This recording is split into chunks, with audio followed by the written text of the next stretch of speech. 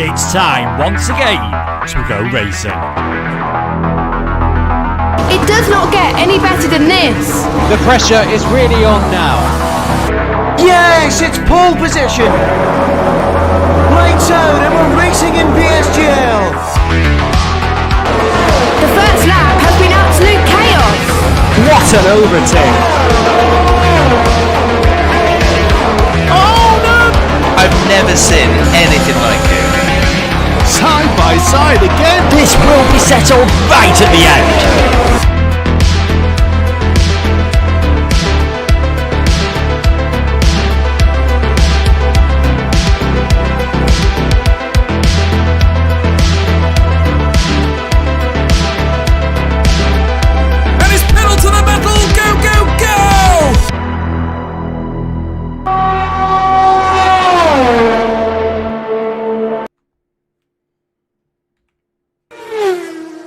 Good evening everyone and welcome along to round number 5 of the PSGL F1 season here on PC. We've had a week break and F1 22 is back in real life, and what a time for us to come back to the action here for round number 5 of the championship. It is the Hungarian Grand Prix here from the Hungaroring outside Budapest. I'm Ginger Andy and I'm joined by Dan Field for this one.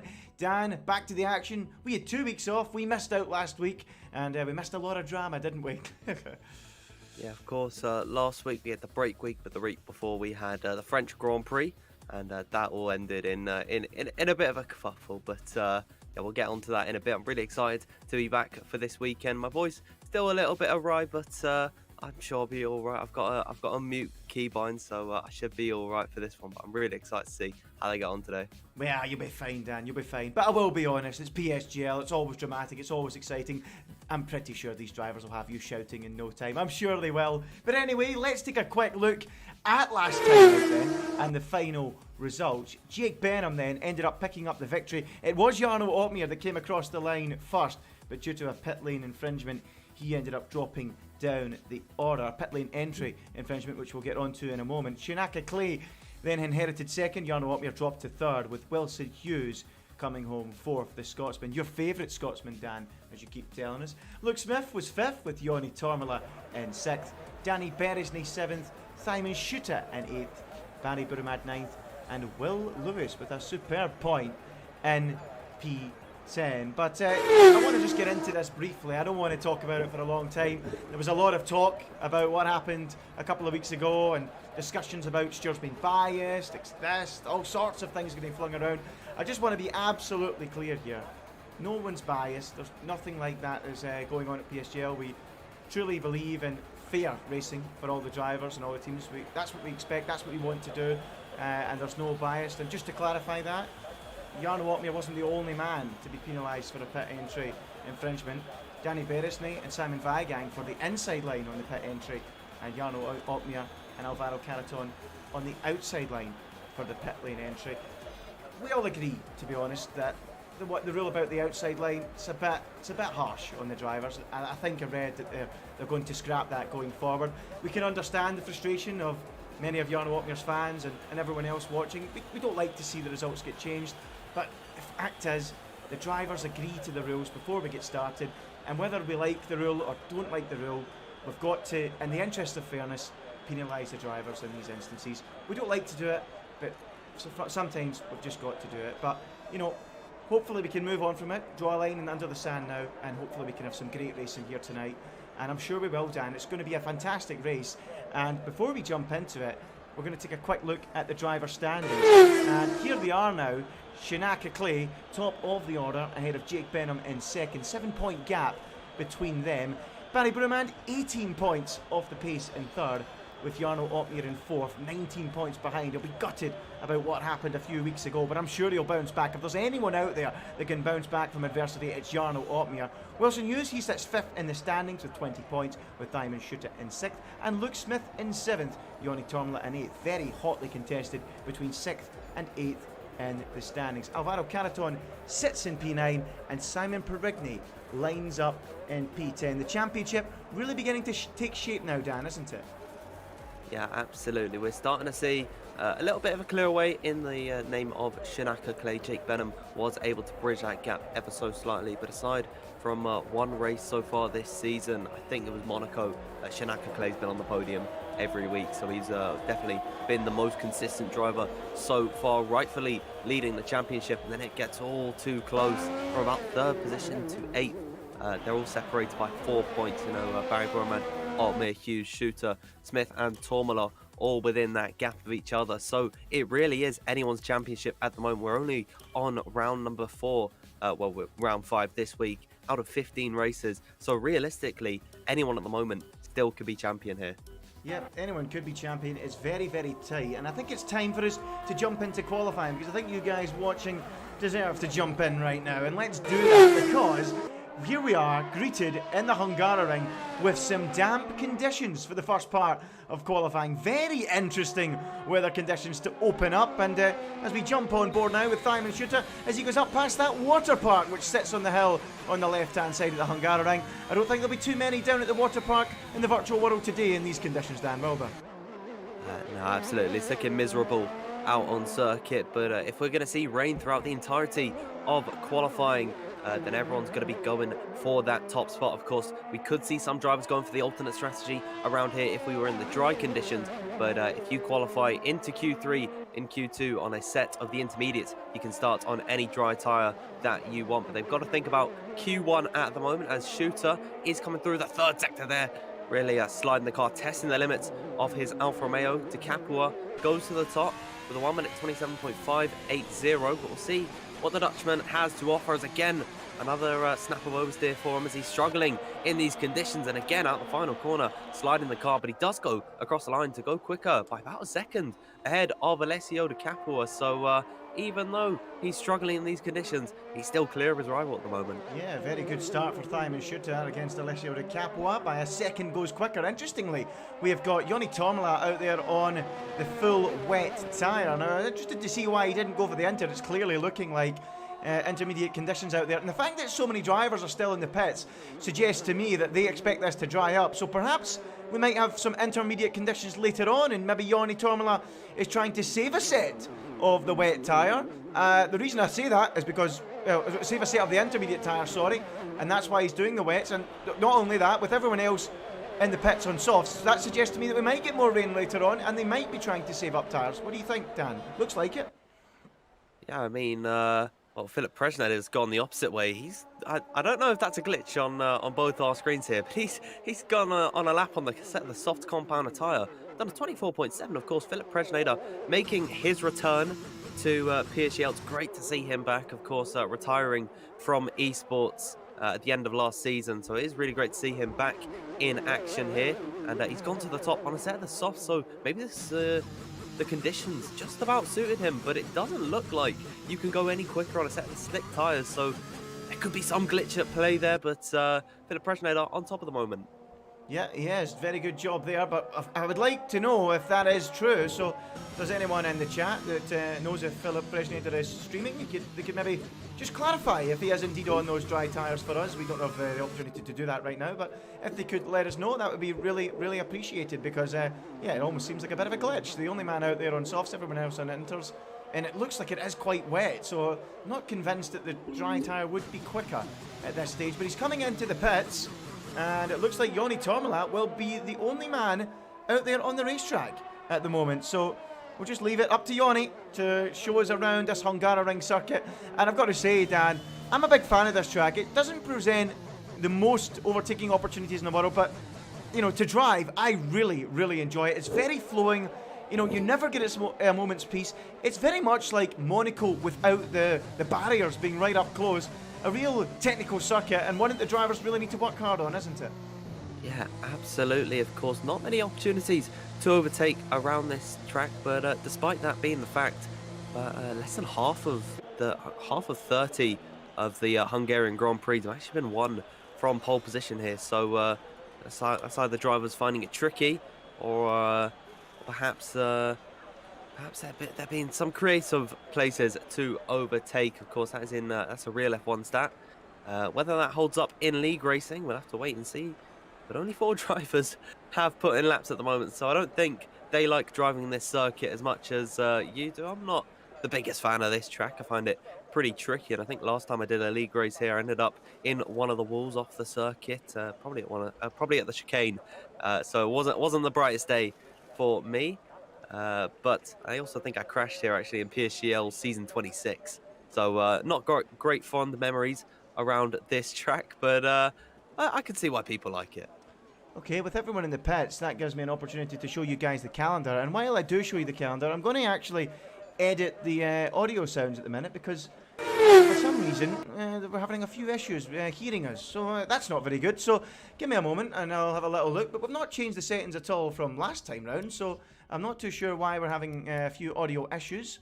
But if you guys are struggling to hear us, I will try my best to adjust that for you. What I'll do is I'll turn down the master volume and hopefully you can hear us better and let us know if that is indeed the case. But while I do that, Dan, let's have a look at this calendar then. We're now 5 races in, and yeah, it's beginning to get into the middle part of the season now, isn't it? Dan? Apologies there, Andy. I was I was still muted. I was just having to fix my microphone myself. But as I was saying, we are getting into the nitty-gritty of this season. Round number 5 at Hungary, then we head to Austria next week. Really excited to see where the rest of this season go. I really do love this calendar and I can't wait for each of these weeks to come about. Yeah, well, let's jump back into the action. Hungary tonight, Austria next week, Saudi after that. I'm looking forward to that one. It's been a great season so far, plenty of excitement here at PSGL.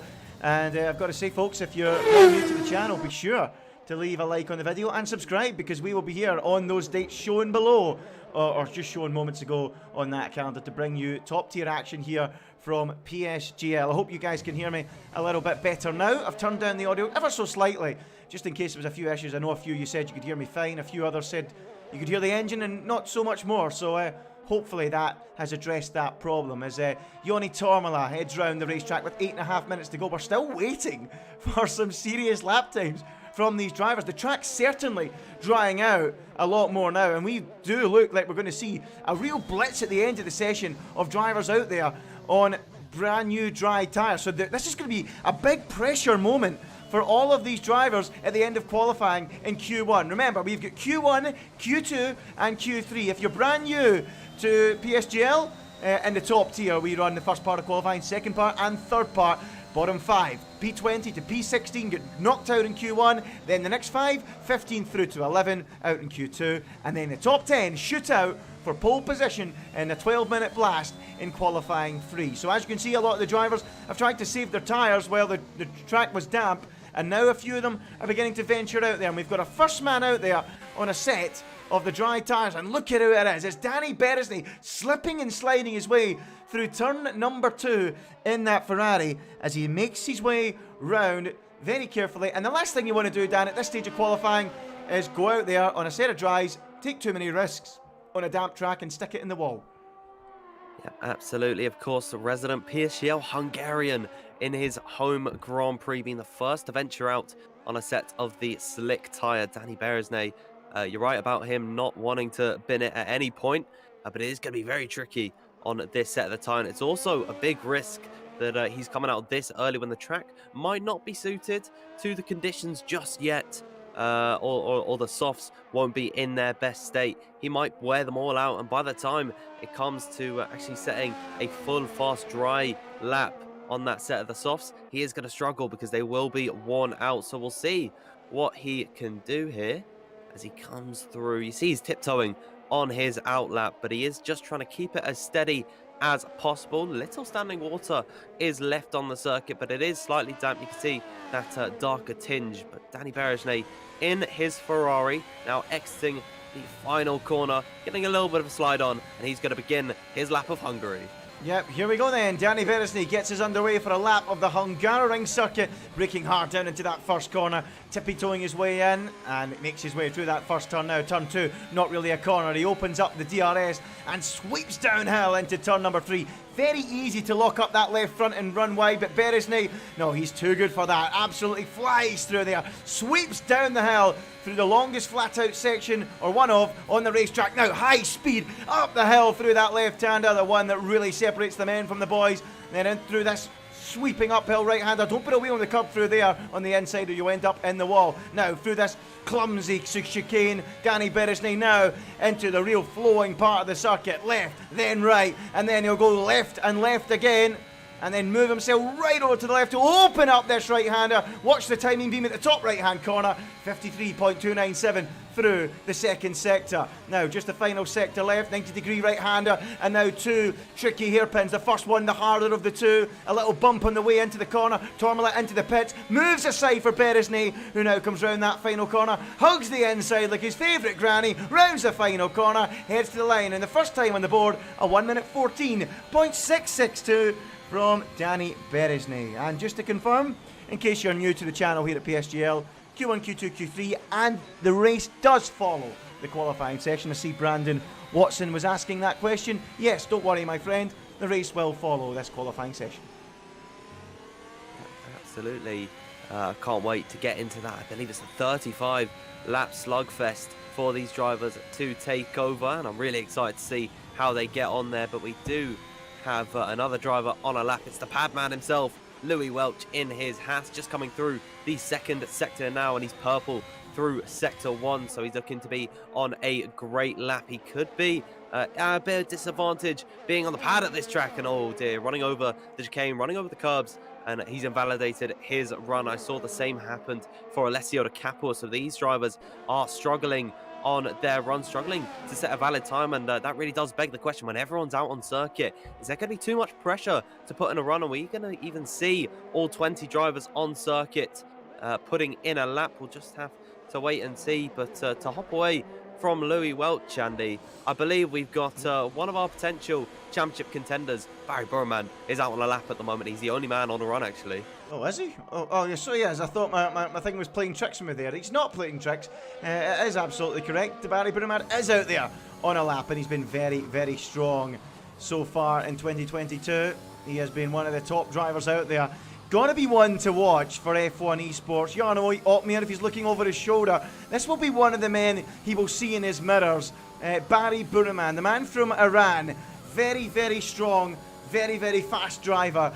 And he is beginning to make a name for himself. He was superb last season in esports, and now really beginning to make the charge towards the front of the field and try and challenge potentially for a title as he comes round that final corner now. Barry Buraman up towards the line. What's he going to do? Beresney's got the time to beat. He hasn't got it anymore. Barry Buraman by 6/10 goes quickest on a 1:14.0. We have got 2.5 minutes, 2 minutes 45 to be exact, left in this session. We've only got 6 representative times. And I tell you what, viewers, this is going to be a very exciting conclusion to qualifying. There's going to be so much pressure on these drivers at the end of this session. And I'm just going to briefly change something in the settings because it's annoying me as much as it might be annoying some of you. I like to see the full track map, because then I know what cars to watch, and that's exactly what we all want to see. So there we go. Oh, it didn't work. It didn't change it. Okay, whatever. Fair enough. I tried to change it and it didn't work. Jake Benham then on a lap. Joshua Dowu also on a lap, just behind him on the road. But here is Jake Benham at the minute, taking the shortest route through turn number 2 and down into turn 3. These drivers know this is absolutely crucial. They're only going to get 1 or 2 laps. They would usually have had the full 18 minutes or 15 minutes to get out there and deliver a good lap. Here comes Jake Benham up the hill. Look at the speed you can carry through that left-hander, and Benham on the charge, fresh from getting that victory last time out in France. He's in form, and he'll be looking for another good result here, Dan, won't he? Yeah, absolutely. Jake Benham at the moment is just about slower than Barry Buraman on through the first sector, but the track conditions are getting better and better as time goes on. So Jake Benham really looking to capitalise. He's got a pretty clear track in front of him as he does complete the second sector. Again, a fraction of a second slower than Barry Buraman through sector 2. He can make it all up in sector 3, the last part of the track and arguably one of the shortest. So through the final corner, hugging the inside line, Jake Benham off the exit of the corner, opening up the DRS and going flat to the line, and he does indeed go slower than Barry Buraman, and looking like he is the only driver who is setting these consistently quick lap times. So you gotta watch out for him. But Joshua Dowu does go about 2 thousandths quicker than his teammates. A 1-2 for McLaren Shadow at the moment. I'm trying to see where Jarno Opmeer might be. He's currently in the third sector. The Dutchman not yet winning a race this season. A flame has been ignited in his soul, and he's coming through now. The final corner, his teammate currently in third position. Can he displace either of the McLarens? As Jarno Ottman now to the line. He splits the McLarens, the pair of them. He goes into second position. It's McLaren, Mercedes, McLaren, Mercedes. Yeah, good effort there from Ottman. That should book his place in the next session as Liam Parnell goes 11th quickest then. So decent effort from him. De Capua coming to the line, currently 17th, not on a lap. He's going on one now as Presnader crosses the line, and he is still 16th as well. Simon Perigny is in the pits at the minute. Louis Welsh is out there and needs to get a lap in. The pad man is out there in the Haas in the final couple of corners and needs to get himself out of qualifying. We've got the top 15 covered by half a second, incredibly close as Beresney sees the flag and goes 5th. Here comes Louis Welsh, the padman needs a lap and goes P12 on a 1:14.3. So a decent effort there from him with the checkered flag now out here in qualifying. Who else have we got out there in the bottom 5 at the minute? On a quick lap, Alessio De Capua is on one, and boy, oh boy, does he need it. And on the bubble at the minute is Johnny Tormela, and he is going to be out of qualifying here if someone improves. So not looking good for him at the minute. De Capua is out there and improving. Will Lewis is out there and improving in the final corner. Let's see what he can do. Can he knock Johnny Tormela out? No, he can't. He only goes 17th quickest. Perigny is definitely out. He's in the pits, but here comes Alessio De Capua.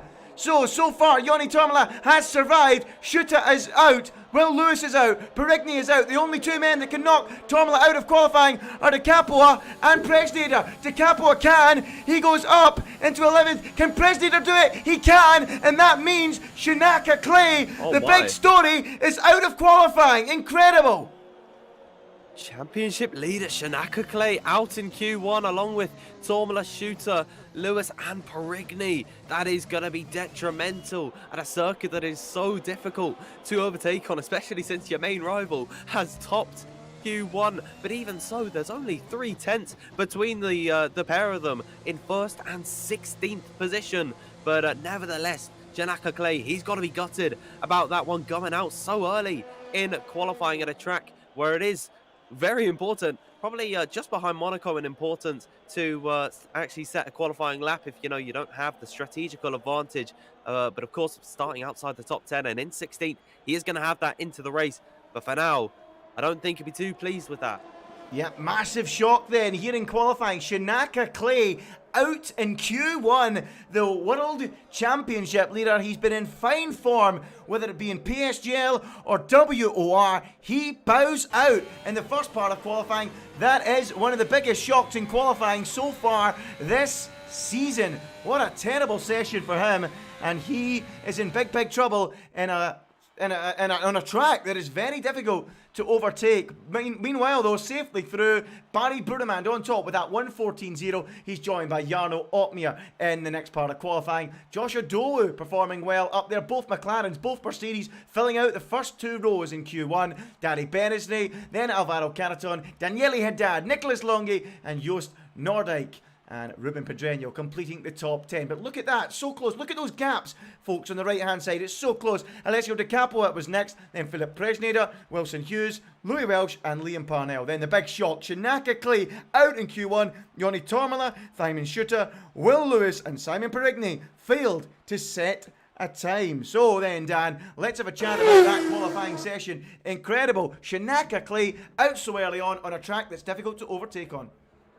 Yeah, that has got to be heart-wrenching for Shinaka Clay to be out this early in qualifying. But of course, he does have the chance to make it up in the race. And qualifying does not equate to points, so he can still find a way to extend his championship lead of about 7 points at the moment ahead of Barry Buraman. But he and the other 4 participants that were eliminated in Q1, they've not got anything else to say in qualifying. Q2, I believe, is just about to get underway, Andy. Yep, it is just about to get underway, but a couple of things I want to talk about before we jump into it. The gaps. I mean, that was incredible. 3 and a bit tenths between first and Shinaka Clay, who was 16th. That is just how tight things are here in PSGL. So tight, fine margins, and that's what it can come down to. One lock-up in one corner, and you're out. Your whole weekend is in tatters, and that's the case for Shinaka Clay. He's got a salvage job in the race coming up in around half an hour's time. Big job on his hands, but let's jump back in to the next part of the qualifying session. And here it is then. Dry conditions prevailing for this one, and we've got a few drivers out there on outlaps. And let's jump on board with the man that was fastest in Q1, Barry Buraman, looking pretty strong so far, Dan, isn't he? Yeah, absolutely. I think my game's just crashed here, Andy. So I'll have to get back in, but it's better it happens in qualifying rather than in the race. But yeah, I'll get back in here. No problem. Let us know when you're back in, Dan, and hopefully we can get you back in without too much trouble at all. But we've got another 15-minute session here in qualifying 2 coming up, folks. And Barry Buraman, very, very strong, as was his teammate Josh Adobu in 3rd place in that Q1 session. Both Mercedes were very strong as well, Jake Benham and Jarno Opmeer. So could they be the ones to watch then? What do you guys think? Let us know in the chats below. We love to hear from you guys here at PSGL. Who are you going for the pole position today? Is it too early? In fact, you know what? I'll give you guys to the end of Q2 to make your mind up before we jump into Q3. But it's early days, but Barry Buraman certainly looking very, very strong out there at the minute as he makes his way across the line and gets underway for his first lap in the second part of qualifying. Should mention, for the top 10 drivers, they do have to start the race on the tyre they qualify on, should it be dry, at the start of the Grand Prix. So, interesting to see that Barry Buraman's gone straight out in a set of softs. That suggests he does not want to start this race on medium tyres at any point. Meanwhile, Jake Benham, Joost Noordijk and Nicholas Longe, as you can see on the left-hand side, are all on medium tyres in the pit lane. So, don't be surprised if we see a few drivers attempt to start this race on mediums and qualify in the top 10 on mediums. Will be a tall order, but I would not be surprised if anyone tries it as we watch Barry Buraman wrestle that McLaren over the top of the curbs through that chicane section and now makes his way. Oh, that's very wide from Buraman, and as you can see, he's invalidated the lap by running wide there. And just if you guys are new here, if you want to know how you know it's invalidated, if that lights up red, the track map on the bottom right hand corner, that means the lap is gone for Barry Buraman, and that is exactly what he's done. Here is Louis Welsh then, renowned as the pad king, the pad goat, the pad man, one of the only drivers out there at the top in the world of league racing that races on a controller, and he's just a legend, isn't he? He just shows that you can compete against the very best at this level by just picking up a pad and playing. You don't need thousands of pounds of equipment and steering wheels. Just pick up a pad and play. And Louis Welsh showing his greatness once again, but unfortunately on this lap he has invalidated it. So let's go further down and pick up Alessio Di Capua, who's not on a particularly quick one. So let's maybe pick up Philip Presneder, who's coming towards the end of a lap. He's not on a quick one either though. 54.2 through the middle sector. Does not look like it's a particularly quick lap. We did see a 14.0 in the previous part of this qualifying session. The quickest we've seen so far from Barry Buraman. What will we see here as Presneder makes his way around at the final corner, and he's clearly backed out of this current lap. So we'll get more from him pretty soon as he sets that lap now. It's a 17 flat, 3 seconds off what we were seeing earlier on. Liam Parnell, meanwhile, crosses the line, but his lap was also invalidated, and it was a 1 minute 14.7. So early days in qualifying, the few drivers getting their eye in at the start of the session. A few invalidations out there at the minute. Dan, are you back with us? I am indeed back in the session and happy to be here for this Q2 session. Got 10 minutes to go and only one time on the board at the minute, set by Philip Presneder. But I believe Louis Welch is currently doing a back-to-back run, and he has gone quicker than Presneder. So we'll see what he can do in his Haas car. Of course, it's great to see Presneder back in the league, but Louis Welch is beating him by a comfortable few tenths at the moment on this current attempt, so we could see a new faster time from Louis Welch, and I think we certainly will. It's now through the final part of the track. Never mind, Andy. He's had enough. He's just going to curse us. He's going to troll us and go into the pits. Of course he is. So we're not going to get any of him then. So let's see who else is out there. We've got Liam Parnell going purple this time round through the middle sector on a second attempt. Of course, he invalidated that first one. So let's see what he can do as he now makes his way around the final corner. And he's also bailing out and going into the pit lane. So many drivers going out there, and only one of them with the representative time, unless Wilson Hughes is on a quick one. Well, he's about to start one at least. So let's see what Dan's favourite Scotsman can do as he rounds the final corner and heads across the line now and gets his qualifying 2 session underway. What can we expect from Wilson Hughes this afternoon, Dan? We can expect the best, I'd say, from Wilson Hughes, a really talented driver, and of course a 2-time PSGL champion on the PlayStation, back on F1 2020 in season 27 and 28. I'm not too sure he's done too much practice for this week, unfortunately, and certainly that's not the right line to be taken there for Wilson Hughes. He's invalidated at the exit of turn number 3, that is, so unfortunate for the AlphaTauri man today as he rises past both Ferrari cars. I don't believe he'll be going out on another run on this set, so I think he'll be coming back into the pit lane. Unfortunate though that we've only seen 1 time on the board and we're almost at the halfway point of this session. Yeah, very, very. Bit of a shame for the viewers back home. We've not had too many times just yet, but you know, it's a tight track, the Hungaroring. It's not the widest, and it's very easy to run wide and make a mistake and cut the corners. So looks like on the second runs, or well, some drivers' first runs, we're going to finally see some lap times, and Danny Beresney will be the first man to do it. And for anyone new, just remember, Danny Beresney, Hungarian on his home track.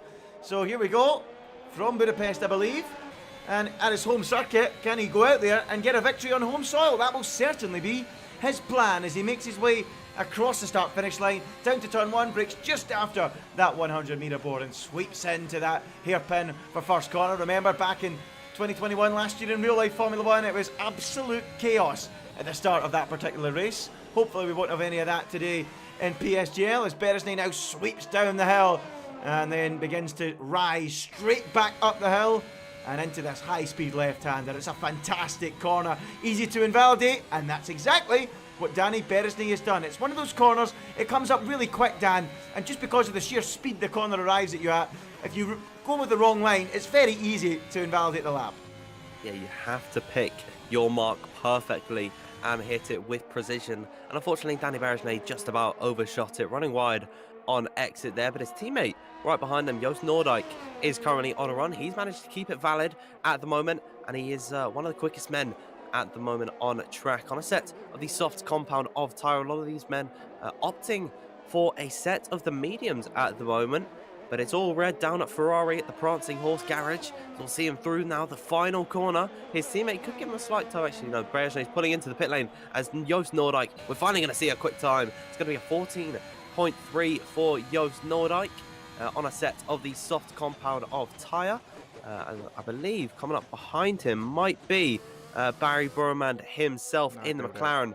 But as it looks, he is backed off on this run. I think he might be going for another one, Andy. Yep, it looks like he will, but let's have a look at Jarno Opmeer. He's not backing out, he's going for it at the minute. 1:14.3 from Joost Noordijk with 6 minutes to go. The quickest we've seen so far is Jarno Opmeer on the medium tyre, going to be able to beat it. It would be a tall order, but it certainly looks like he's setting his stall out to do a lap on mediums, and he goes and does a 1:15.1, 1.1 off the quickest we have seen so far in qualifying today, and that of course came from Barry Buraman in the first part of qualifying. So let's have a little look further down the order. Alessio Di Capo is in the pit, so it must be Ruben Pedreño that's in the final corner. Indeed it is, on a set of soft tyres, crossing the line now, and that's a good lap that from Ruben Pedreño. A 1:14.1, only a tenth off the quickest we've seen so far, so a good effort from him as Liam Parnell crosses the line and he goes up to 4th on the medium tyre, a 1:15.5, which is immediately beaten by Louis Welsh, who's gone up to 4th quickest. So good effort there from Louis Welsh as well. Behind that on the road we've got Wilson Hughes starting an outlap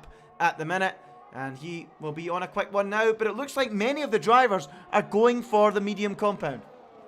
Yeah, absolutely. One of them being Barry Buraman. Of course, we saw him back off on his previous lap, but he is pushing once again here on that same set of the medium compound of tyre that he was pushing on previously. With 5 minutes to go left in this session, where can the man who topped Q1 nestle his McLaren in Q2? We'll see him come out the final corner. Can he mix it in with any other soft runners? He comes across the line. He goes quicker than Jarno Opmeer, and now he is the lead medium runner. So coming into his efforts, if that gets him into Q3, he will be in a brilliant place. So you gotta watch out for Barry Buraman at this point, and he's gonna have that strategical advantage by being on the mediums in the race, because of course he's not using up a set of the softs, so he is really in a great position to be at the moment. But I believe Wilson Hughes might be the next one up to the line, or is it Liam Parnell?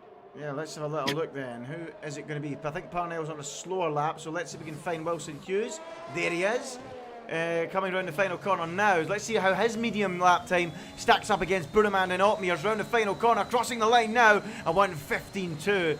Just a tenth slower than that of Jarno Otmier, but unfortunately he is 2/10 slower than that of Barry Buraman, who is clearly setting the pace at the minute. And I've got to say, it's early days, but he's beginning to look like one of the hot favourites for pole position, isn't he? Yeah, absolutely. He is going to be probably in the best position out of anyone to be in Q3 at the end of this one. So we got to watch out. Of course, later on, Q2 is still hotly contested at the minute. We do have a few more drivers on runs. I think Alvaro Caraton, not seeing too much of him in this session. He's just beginning on a lap now on his set of the medium compound of tyres. Now he goes on to the second of 2 DRS straights around this Hungarian Grand Prix circuit in the capital of Budapest. Is coming out and into the end of the first sector. We'll see what his split time is. It's a 26.8 through sector 1, but oh dear, a mistake down at turn number 4 for Alvaro Caraton. Once again, proving to be the trickiest corner for these drivers on circuit.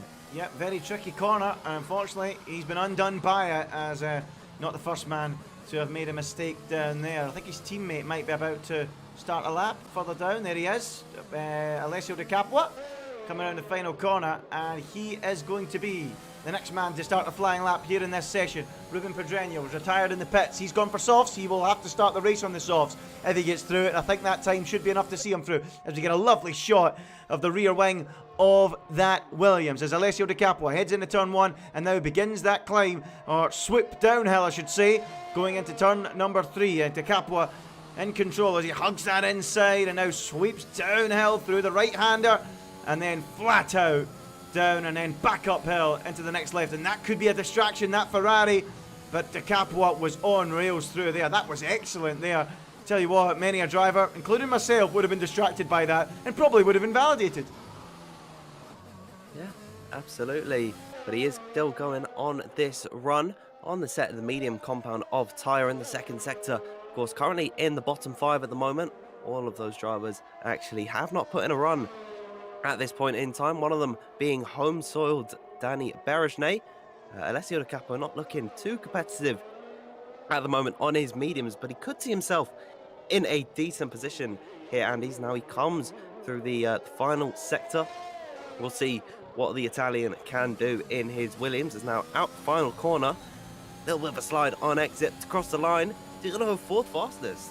Oh, good effort there from Di Capua on a set of mediums. Great lap from him. Presnader's invalidated his lap, so he's under pressure. Not looking good for him at the minute. What about Louis Welsh? He's out there on the mediums. It's only an out lap, though, for him. Danny Berejnay, meanwhile, has gone for the softs, so he's not interested in a set of medium tyres. The hometown hero wants to ensure his passage into Q3 with a set of soft tyres. What's the time going to be? It's the first man of the weekend into the 1:13s. A 1:13.9. That's quicker than what we saw in qualifying 1. So Danny Berejnay lays down the gauntlet to his rivals. Good lap there from Berejnay. Who else we got out there? Benham is on a lap, but so is Otmier, but he's on an out lap, sorry. Not on a quick one at the minute. Let's see what Benham can do through that middle sector now. Pushing hard. 53.4. Really needs to be around a low 1:15, you feel. Low 15.0 if he wants to try and get through, and he's backed out, has Benham. He's backed out. So then, will he pit? Or will he go again? Liam Parnell's gone 3rd on a set of softs. Looks like Benham is going to go again on a set of mediums. So that'll be interesting as Joost Noordijk retires. We've got 4 drivers in the next part of qualifying on a set of softs at the minute. Who else we got out there at the minute?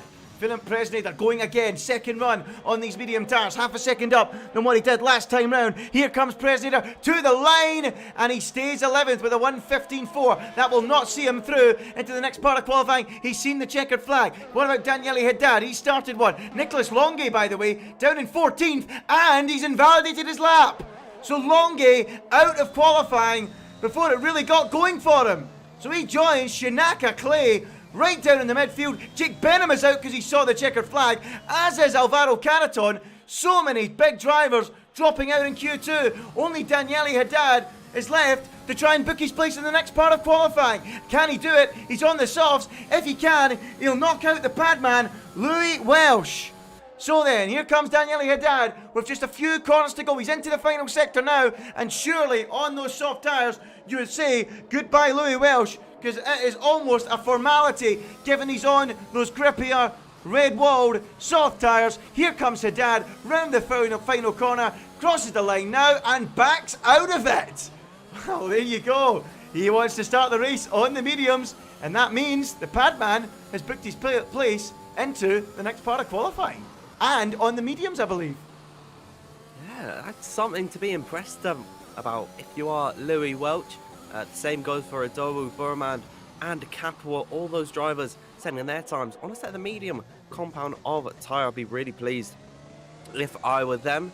But of course, being in Q3 is still an impressive feat. Wilson, Hughes and Jarno Ottman, maybe they backed out. They tried to back out of their laps. Because I don't think those are really representative of what they can do on a set of the softs, unless my settings are wrong. No, they set their time on the mediums as well. I think they were just going out for a precautionary run. So both of those guys into Q3 on a set of the medium tyres as well. But Daniele Haddad, he's playing the tactics game there.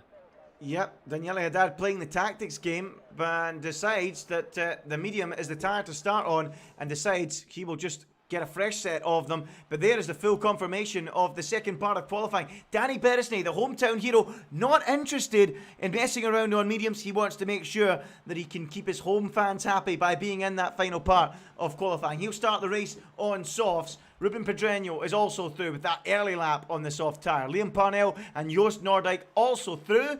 Then the medium runners. Josh Adowu, what a lap that is, by the way. That went under the radar.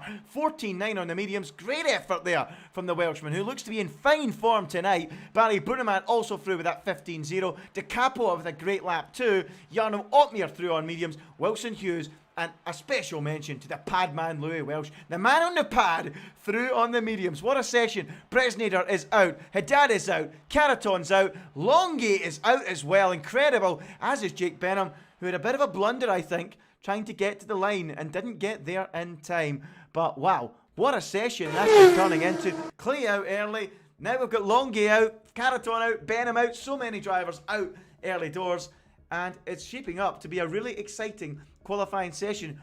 Time, folks, to tell us who you think is going to get pole. Let us know in the chat below. We're always interested to hear. Dan, who are you going for?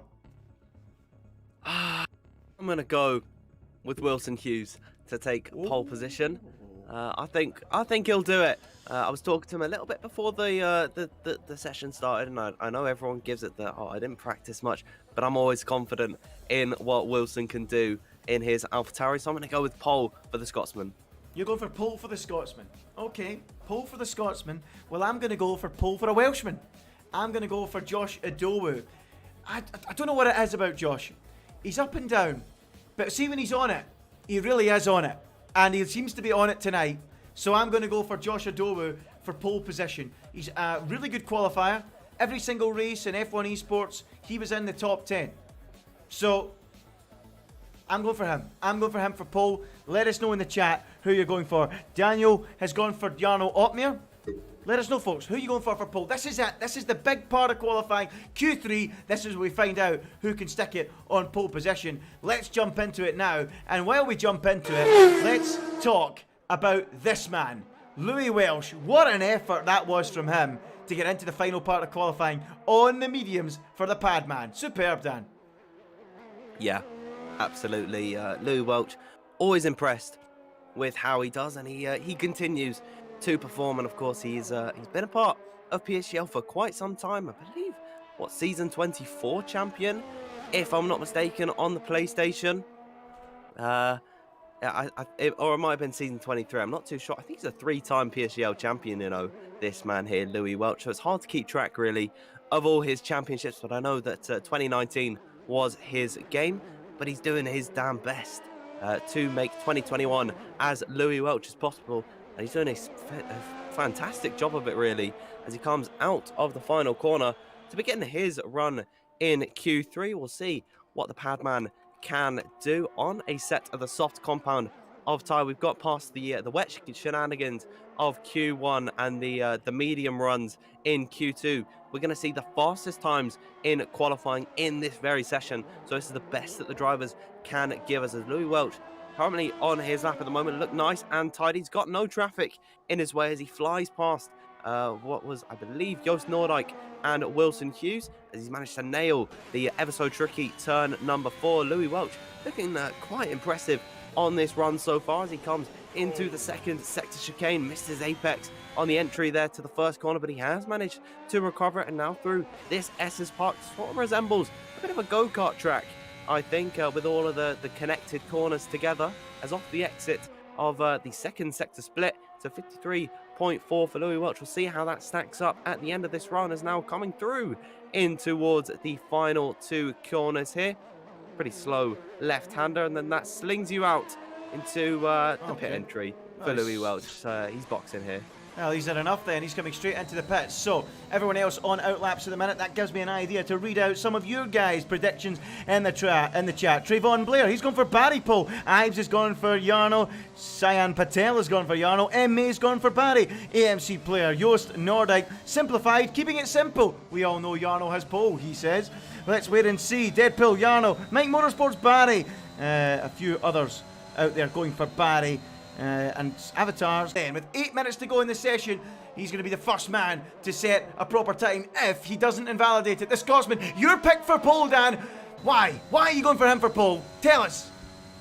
I'm not too sure. I just always get that feeling about Wilson Hughes. He is really impressive, and of course, 2-time PSGL champion. I'll probably scour his Hungary stats from back in the day on the PlayStation, because I don't believe he's actually raced around this circuit on the PC and PSGL.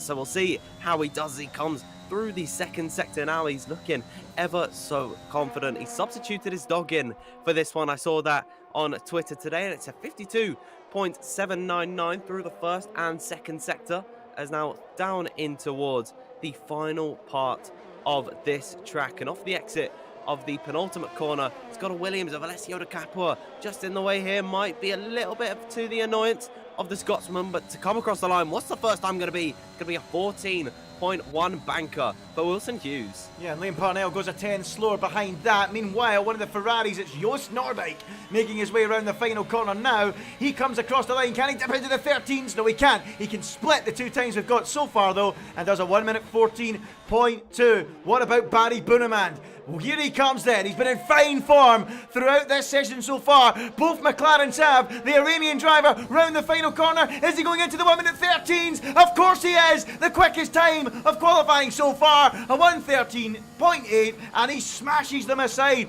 What a super lap from him. Now then, the hometown hero, the home favourite, Danny Beresney crosses the line. It's not a quick lap. It's only P5 for him. Now then, my tip for pole, Josh Adowu. He's invalidated the lap. It's not gone to plan for him, but here comes the reigning F1 Esports and PSGL champion, Jarno Opmeer, looking to bounce back from the adversity of 2 weeks ago. Crosses the line, goes on to the front row. Joins Barry Buraman on it, but can't quite topple the Iranian driver.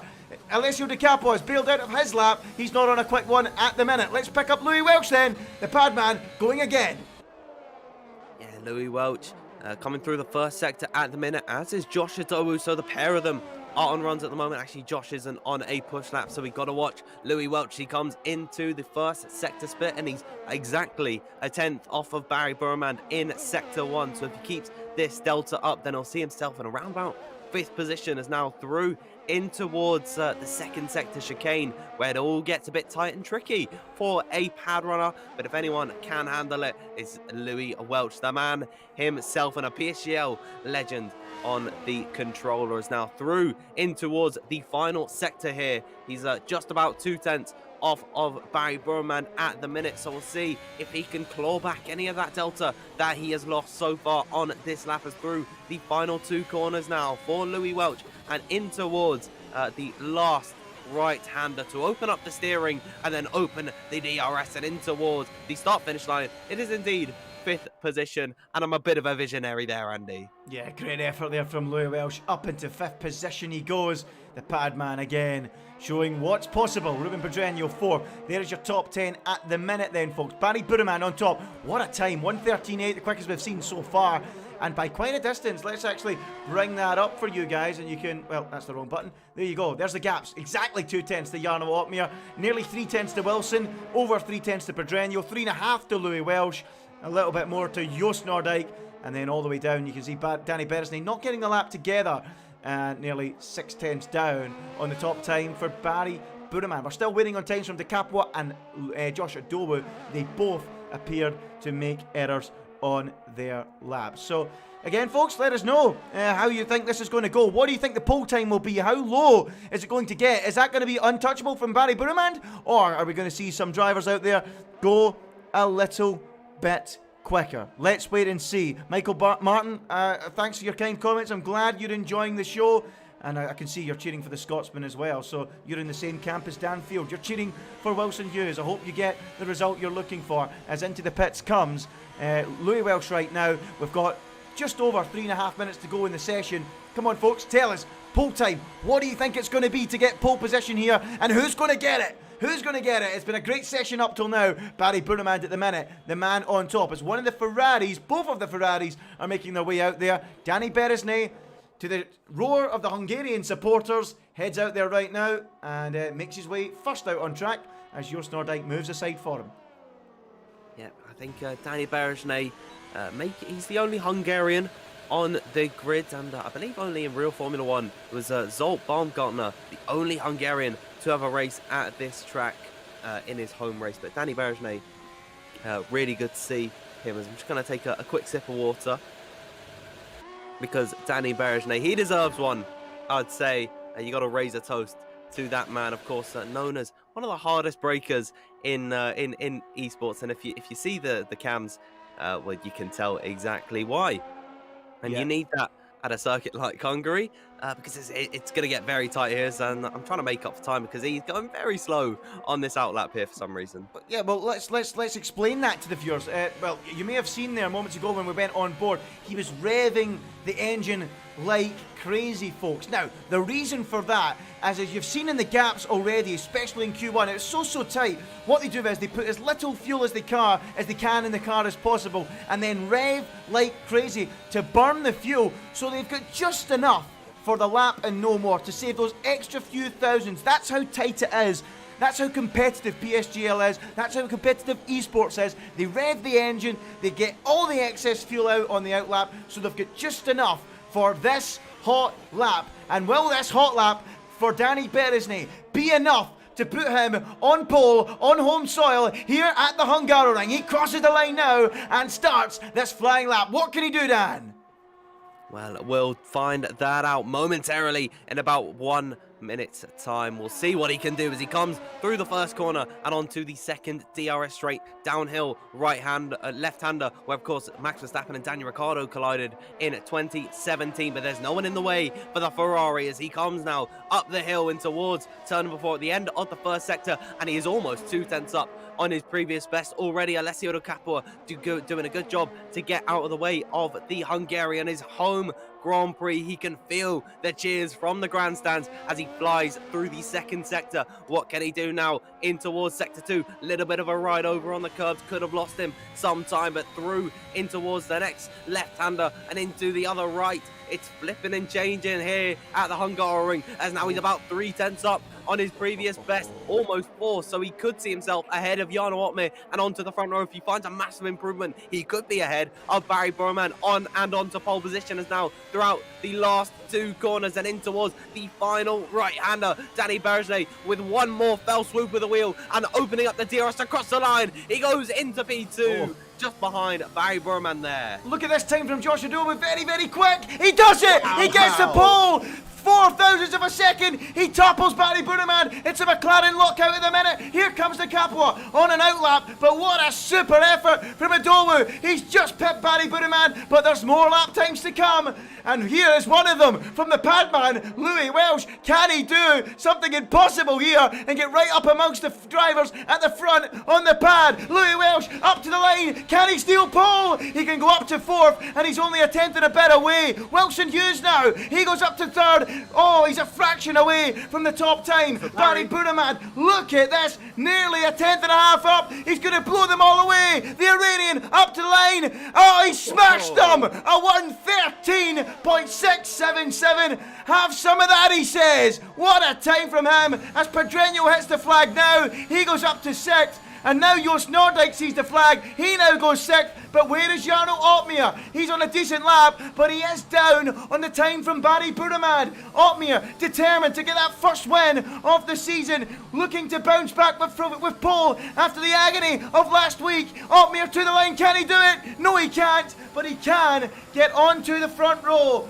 Good effort there from him. Alessio Di Capua, the last man to see the flag, or one of the last men, sees it now, only goes ninth, and it's all over for him. Liam Parnell, I think, is the only man still on a quick lap in the final corner. Doesn't look like it will be enough for pole. Can he move himself up from P10 though? Parnell sees the flag now. He can't, and he will start the race in P10, but it's all about Barry Buraman, Dan. He's on pole position. How could we sleep on him for our pole picks there? Barry Buraman, the ever quick qualifier, and of course being so quick already in Q1 and Q2, blows everyone out of the water, almost 2/10 ahead of anyone else. Jarno Opmeer is 0.173 seconds away from him, so it is an absolutely monumental gap in PSGL standards for Barry Buraman to clear him at the top. What a session for him. I think we've just seen something very, very special there from Barry Buraman. Right up there from what we saw from Nicholas Longy back at Silverstone. What a super effort. He beats Jarno Opmeer with Josh Adowu and Wilson Hughes. Our picks couldn't quite beat Buraman and Opmeer, third and fourth. Danny Perez was fifth on home soil. Louis Welsh sixth. What an effort for the Haas man. Joost Noordijk, Ruben Pedreño, Alessio Di Capua, and Liam Parnell complete the race. Wow, what a qualifying session. What a lap from Danny Perez, Dan. Very, very special. Absolutely, and he's got the race pace as well. And he's starting on a set of the medium compound of tyre, if I'm not mistaken. So Barry Buraman coming into this race is in probably the best position out of anyone. But of course, that is if Jarno Opmeer has something to say about it. Really, the two men on track at the moment, 1 and 2, the champion of Jarno Opmeer and the challenger of Barry Buraman. It's been the story for quite some time in both esports and in PSGL, so it's great to see them 1 and 2 on the grid for the Hungarian Grand Prix, but it's going to be that key dash to the line, Andy. Yeah, it's going to be a big start, and the distance to turn one, 618 metres. Now, we know that the Hungarian can be quite a tough race to overtake on, so the start can be very, very important. 618 metre dash to that first corner.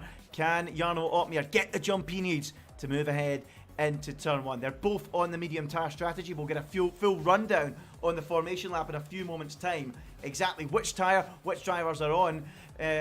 But don't forget, the likes of Shinaka Clay, 16th on the grid. We almost forgot about him. He's a championship leader. So many stories going into this race. It's time, Dan, to tell us who you think's going to win. Who do I think's going to win? I think I've got to go with Jarno Opmeer to take his first win of the season. I'm going to go for it. I think he'll be able to nab that lead off of Barry Buraman in towards turn number 1 and then lead it from there. But I'm also going to say a nice charge through the field from none other than Will Lewis, of course, picking up his first points last race in France 2 weeks ago. And I think he's going to have a nice charge in through the field and into the points again.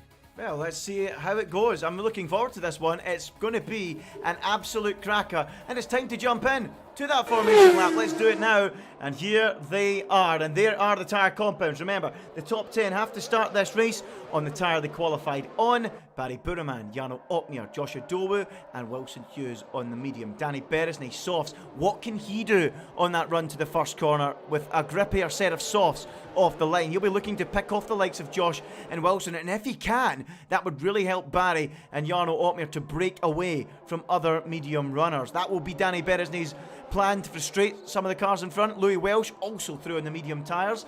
Joost Noordijk, Ruben Pedreño are both on softs, and De Capua is on the mediums with Parnell on softs. Interesting mixture outside the top 10, Dan. Quite a few going for the hard compound tyre to start. Yeah, absolutely. They're going to try run it as long as they can in this race and then go on to the softs at the end. But I think a medium to soft strategy could actually work around here, and especially if they get a safety car in there at such a challenging circuit. You don't think it'll be very unlikely since we have seen a few safety cars so far this season. So I do think that going on the hards is a bit of an odd one. I think drivers on the medium, they probably nailed it. Yep, well, let's see how it pans out. 35 laps then ahead of the drivers.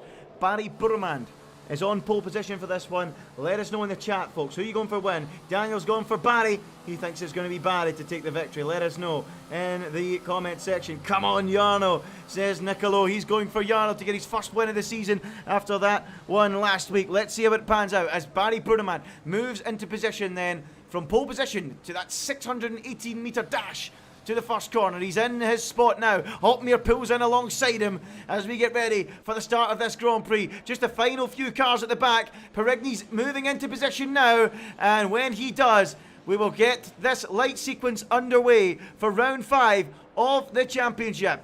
Opmeer against Buraman on the front row then. How's it going to pan out as the 5 red lights come on? And when they go out, will we go in Budapest? Lights out, away we go. And down towards turn 1. Who's going to get the jump? It looks like a great start from Opmeer. And the Flying Dutchman is pulling alongside Buraman into turn 1. Can he get the jump? Buraman breaks a little bit later to try and fend off the Dutchman. But Opmeer has the high ground. But he will be on the outside for turn 3. Can he try and make it work round the outside of Barry Buraman? He's going to try everything he can. But Buraman will squeeze him out there. Incredibly, Opmeer keeps his foot in, moves alongside, and they're still side by side on the run up the hill. But Opmeer finally has to concede, and Barry Buraman retains the lead of the Hungarian Grand Prix. What a start here in PSGL! Already sensational stuff. Louis Welch and Danny Beresney locking horns in towards the chicane, and I think Beresney's the man to come out on top in that battle. Already seeing moves further back down the order as well. Joni Zormela is fighting with, I believe, Jake Benham and Philip Presnade. I think Presnade's losing some ground as Perigny, I believe, has gone around already in sector 2. So we've got our first yellow flag. I don't think it's going to warrant a safety car at the minute, but how about that start from Barry Buraman as Danny Beresney? I'm losing my words here already. He's gone up the inside in the 3rd sector of Joshua Dowu, and the home man on home soil on his soft compound attire is into the P3. Yeah, well, we said he might ruin a few races, and he's already doing that as Wilson Hughes gets a move on Louis Welsh, who's going backwards. But here comes the pad man, looking to bite back on the Scotsman. Wilson Hughes defends the inside. Louis Welsh, is he going to try and go right round the outside of the Alpha Tauri driver? On the inside, though, here comes Joost Noordijk up the inside on his soft tyre, and he makes it work, and breezes past, makes light work of Louis Welsh on the medium, and through he goes up into P6. Action everywhere on lap 2 out of 35. What a start we have here as Simon Perigny is in the pits at the end of this first lap. Yeah, who says you can't overtake at Hungary? We've already seen plenty of them so far in what has been 2 laps, but Barry Buraman already beginning to stretch his advantage of 8/10 to Jarno Opmeer, who's also going to be feeling the pressure from Danny Beresney in behind, of course, on the set of the soft compound attire. Granted, they will not last very long, and he's going to have to pit a lot earlier than some of these guys, but he's got to make the most of what he's got at the minute, as does his teammate Joost Noordijk, who's on the rear of Wilson Hughes. I believe Noordijk was able to overtake Louis Welch at some point along the road, so he's going to be closing to the rear of the AlphaTauri, trying to break into the top 5. Pedreño as well in this fray. We'll see what they can do as DRS is now going to be enabled, and I believe it is a shared detection point at the end of the final sector, so we're not going to see it until next time, bye. But lap number 3 begins, and DRS has been enabled. And here comes Ruben Pedreño down the inside of Louis Welsh, and he's going to make that one work. The soft tyres are working well at this stage, and through goes Ruben Pedreño up into 7th. Louis Welsh drops to 8th. Meanwhile, behind that, there's a plenty of action going on. Let's go on board with Joni Tormola round the outside of Liam Parnell. That'll give him the inside for the next turn, and that is a very, very tidy move from Joni Tormola. I love that one. Round the outside through 2, set it up through 3. Tormola is into the top 10. He has a penalty though, and now another outside move, this time onto Capua. No way! Oh, he goes off the track, has a little slide, and has to retreat and drop back to 10th. Wow, that would have been a bit crazy, wouldn't it? Yeah, I think that would have been move of the race from Joni Tormola if he pulled that one off, but he's finding grip on his fresh set of the soft compounder tyre, of course, going out early in the early part of qualifying, starting on a fresh set of the soft compounder tyre, not your orthodox alternate strategy when you're outside the top 10 around Hungary, but he's making it work, and I believe he's made up about 6 positions already on circuit. Granted, he does already have a 3-second time penalty. We'll see what he can do on the rear of Alessio de Capua, because I think he might try and go for a move as Liam Parnell already at the end of lap number 3 comes into the pits. Here comes Joni Tormola though, de Capua defending to the inside line, right to the right hand side of the circuit, so Tormola has got to go the long way around in towards turn number 1, coming close to contact the pair of them, but off the exit of the corner is Tormola going to have the high ground, and indeed he does. He's going to have the inside line for the next part of the circuit, but Alessio de Capua attacks him back around the outside, and they're going to run wheel to wheel in towards turn number 4 up the hill. Oh, so close to contact. The racecraft is perfect between the pair of them. Joni Tormola comes out on top in that fair, but fair play to Alessio de Capua for giving him a good scrap out of it. What a camera shot I had for that one. That was incredible. Watching them slide through there, they almost ran. I had to almost jump away from the screen. What a shot that was. What a battle. But Tormola up now into the top 10 then. De Capua now P10, and then behind that it's beginning to settle down a little bit as they get into a bit of a rhythm, a DRS train with some of the soft drivers making their moves as we anticipated, and the others on the mediums just beginning to settle into their rhythm. Daniele Haddad about the closest in that train to maybe thinking about a move. He's behind at the minute. Alessio de Capua, who we just seen battling away moments ago with Joni Tormola. Into that final turn then, as into the pits comes Tormola then for a pit stop. Not too sure why. Quite early for those soft tyres, but he's coming off anyway, as here comes Daniele Haddad behind Alessio de Capua, not gaining too much, and I think he's going to be happy to settle in where he is at the moment. No sign of a move. Let's jump up to the front where Otmir and Barry Buraman lead this race. So we had plenty of drama between them on lap 1. It's settled down since, Dan, and they're just getting into a rhythm now, aren't they? Yeah, absolutely. Trying to go as long as they can on a set of the medium compounder tyres, potentially go on the softs at the end of the race. Of course, Jan Otmir is going to be able to keep up with Barry Buraman, given that he has the DRS on the McLaren car ahead of him. Of course, a luxury that Barry Buraman does not get to see, given that he is leading this race. About 6/10 is the gap that covers them, and it is very tricky to follow through the second sector, so you'll see that this gap is going to begin to rise. It'll shortly close back in once they go through the 2 DRS straights back to back down in towards turn 1 and turn 2. But at this point in time, they've just got to try to keep these tyres as in good condition as possible. So I'd imagine they're not going to be fighting anytime soon out here. So I think we got to strap in and play the long game with this one. Yep, play the long game. That's what they're going to try and do. As we go into lap number 6, it's Buraman in the lead from Otmir second and Perez in third. As we drop down the order again, Haddad a little bit closer this time by on De Capua, and he's going to go straight past the Williams man. Haddad down into turn 1, outbreaks him, eases past, and he's now into the top 10. Good move there from Daniele Haddad. That's what I would call textbook. Through he goes and up a place. What about Shinaka Clay, our championship leader? Is he thinking about starting to make some progress? Let's see how his progress is. He's up now into P12. And he's made 3 places from the start, as you can see from the graphic on the right-hand side, as is Jake Benham just in front of him. These two will be looking to make plenty of progress in the race, and Shinaka Clay will probably know his championship lead is going to go today, but he will look to try and limit the damage. It's all about damage limitation from here, isn't it, Dan? Yeah, absolutely. Of course, you can still find some time around Hungary, and safety cars are always going to be a factor, I'd imagine. Even if it's just a VSC, that can still help anyone out in this race. It is unfortunate that we have seen the likes of Liam Parnell, Perigny and Tormola pit early as well. but there are still many drivers out on circuit at the moment as De Capua adding to his troubles because he has got a 3-second time penalty and a charging Mercedes right behind him of Jake Benham, who's about 3-4 tenths to the rear of the Williams. We'll see what he can do in towards turn number 1 as he uses up his battery off the exit, trying to close to the rear of the Italian's Williams car. But I don't think he's going to be close enough, given that Alessio De Capua also has DRS. But going late on the brakes is Jake Benham, closing to the rear of the Williams car. And I don't think he's going to be close enough to go for the move in towards turn number 2.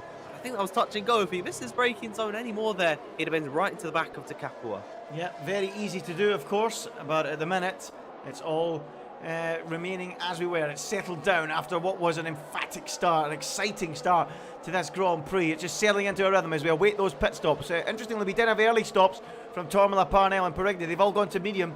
Does that suggest 2-stop strategies, or can they get those mediums all the way? It's going to be quite a tall order. We'll need to wait and see as Benham continues to follow De Capua, and he wants to try and get himself into the top 10. Louis Welsh now starting to hunt down the soft runners who overtook him a few laps ago. So are the softs starting to go off perhaps? Maybe that is the case on lap 7 out of 35. We're at 1/5 race distance as Louis Welsh begins to close on the back of Ruben Pedreño. So Pedreño doesn't have the DRS to the car in front, and in fact he's had enough. Pedreño doesn't want to waste time battling Louis Welsh on the next lap. He comes in now, and this is the moment to blink. So Pedreño in, De Capua in, Louis Welsh free to go after Joost Noordijk, who I think himself will be in pretty soon. Meanwhile at the front, Jarno Opmeer has closed the gap right in. He knows this is the pit stop window for the soft runners, and he wants to get closer to the back of Barry Buraman. It's not a stop window for these guys, but he wants to start putting some pressure on the Iranian driver, and that's exactly what he's doing. Yeah, absolutely. On the run up towards turn number 4, the fast left-hander, probably the quickest corner on the circuit. You see Jarno Opmeer is closer than he has been since the beginning of this race. Of course, at lap number 2, he dropped a gap of about 8 tenths to Barry Buraman, so he was on the back foot, but he has been able to close to the rear of the McLaren. We'll see if he's able to go for a move potentially in towards number 1. We'll have to wait and see as they come in towards the final part of Sector 2 and into Sector 3. Josh Adowu, that's not good from him. He's picked up a 3-second time penalty, and when he's in the fight for a potential podium, it's really going to hinder his performance. We got yellow flags in Sector 2. That's unfortunately De Capua off, as here comes Jarno Opmeer. He's lining up Barry Buraman potentially in towards turn number 2. We'll have to wait and see what the Dutchman decides to do as he opens up the DRS and uses the battery down the main straight. He's closing to the rear of the Iranian, and he's getting closer. That McLaren getting larger in his visor, but not close enough to go for the move in towards turn number 1, potentially into turn 2 if he wants to. But I don't know. I don't think he'll go for the move this early on and in towards the braking zone. No. So he's going to try and hold back for as long as they can. I think I was just hoping for a little bit of excitement there, but Jarno Opmeer just staying in behind Barry Buraman for the time being. Yeah, staying in behind at the minute, and what this is allowing is these two pushing for Perez to drop off a little bit, potentially out of DRS territory pretty soon,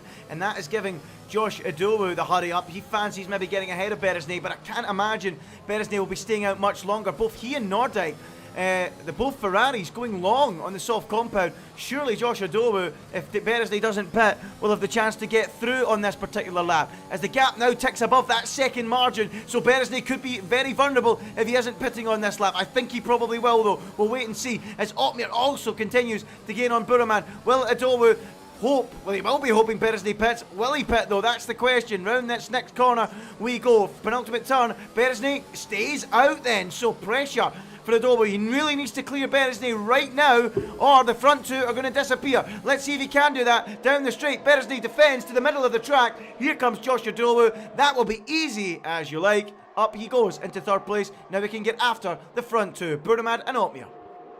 Yeah, absolutely. I think Wilson Hughes also wants a bite of the cherry that is Danny Perez. It might be a bit more difficult to get around the Hungarian in the next part of the circuit, as unfortunately his window of opportunity slammed shut in his face because he can't really go for a move at this part of the track. But I think if Perez doesn't pit this lap, then Wilson Hughes is going to cruise by in towards turn 1, because those are not working out on the softs. It is time for him to come into the pit potentially for a set of the medium compound of tyre to run to the end. Wilson Hughes going to make it as difficult as possible for Perez to be comfortable at the moment, though, as he's right on the rear of the Ferrari car, about 3/10 back in the second sector, where it is probably hardest to overtake out of anywhere on this track. We'll see if he does go for a move potentially in the third sector. I don't think he will, because I think he knows Danny Perez is planning to pit, and if he doesn't, he's going to cruise right on by us in towards the next left-hander.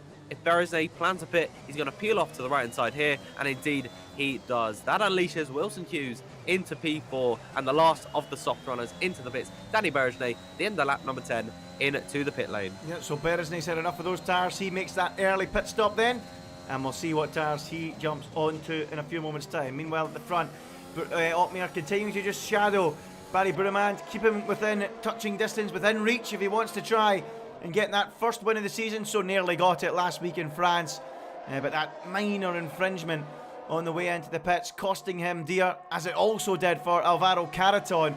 Both drivers fell foul to that particular one. Otmar wasn't happy with it, but of course rules are rules, and he unfortunately succumbed to that particular one. But it's great to have him back this week and trying to close that 19-point gap that Shanaka Clay holds in the championship standings. But if you've just joined us, Clay only qualified 16th in this Grand Prix, and he's currently up in 8th and looking to limit the damage at the minute in this championship battle.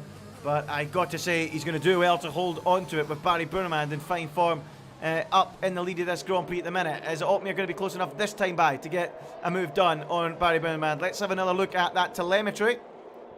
And as you can see, he's got a full battery, and he's just going to deploy a little bit of it just to gain that little bit more on the back of Barry Buraman, but not enough to consider a move down into turn one. But boy, oh boy, Dan, he's getting closer and closer. Is he going to maybe consider a move before the pit stop phase? As behind that, sorry, here we go. Louis Welsh is passing Louis Welsh into turn one.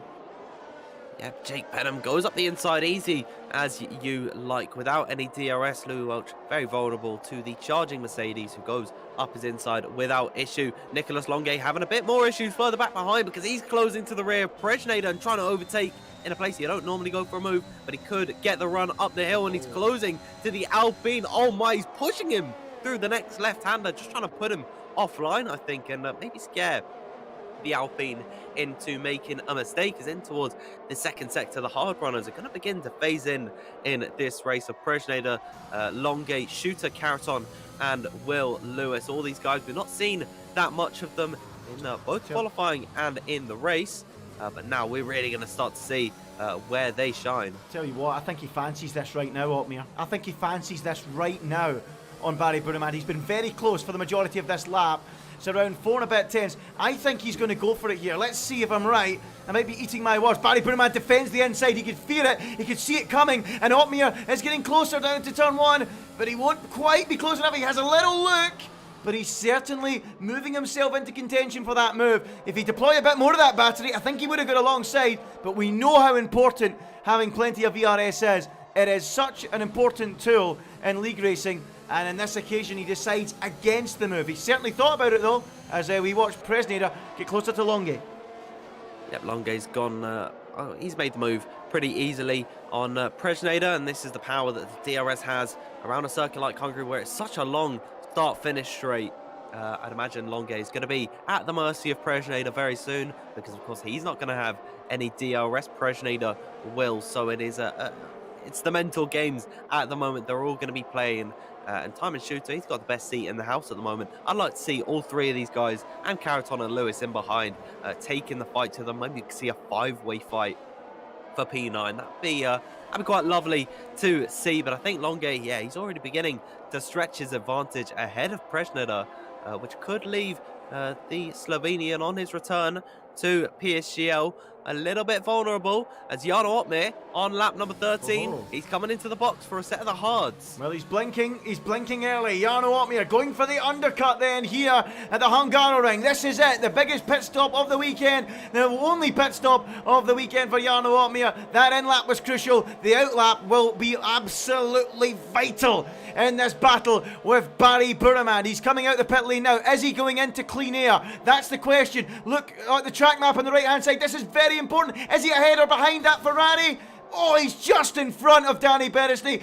Or is he on the exit? Beresney with warm tyres might be able to make a move, and that would really hurt Otmir, but he can't. And Otmir now has 7 seconds almost of clean air in front of him to work in, to now have a really quick outlap and bang, push, push, push like crazy to get ahead of Barry Buraman. This is the race right here for Jarno Otmir on lap 14 out of 35.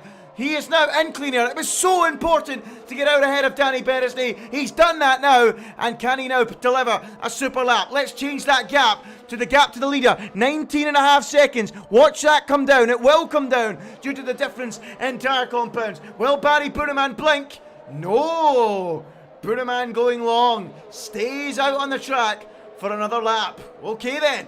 Interesting. What do you make of that one, Dan? Yeah, I'd imagine he'd have pitted.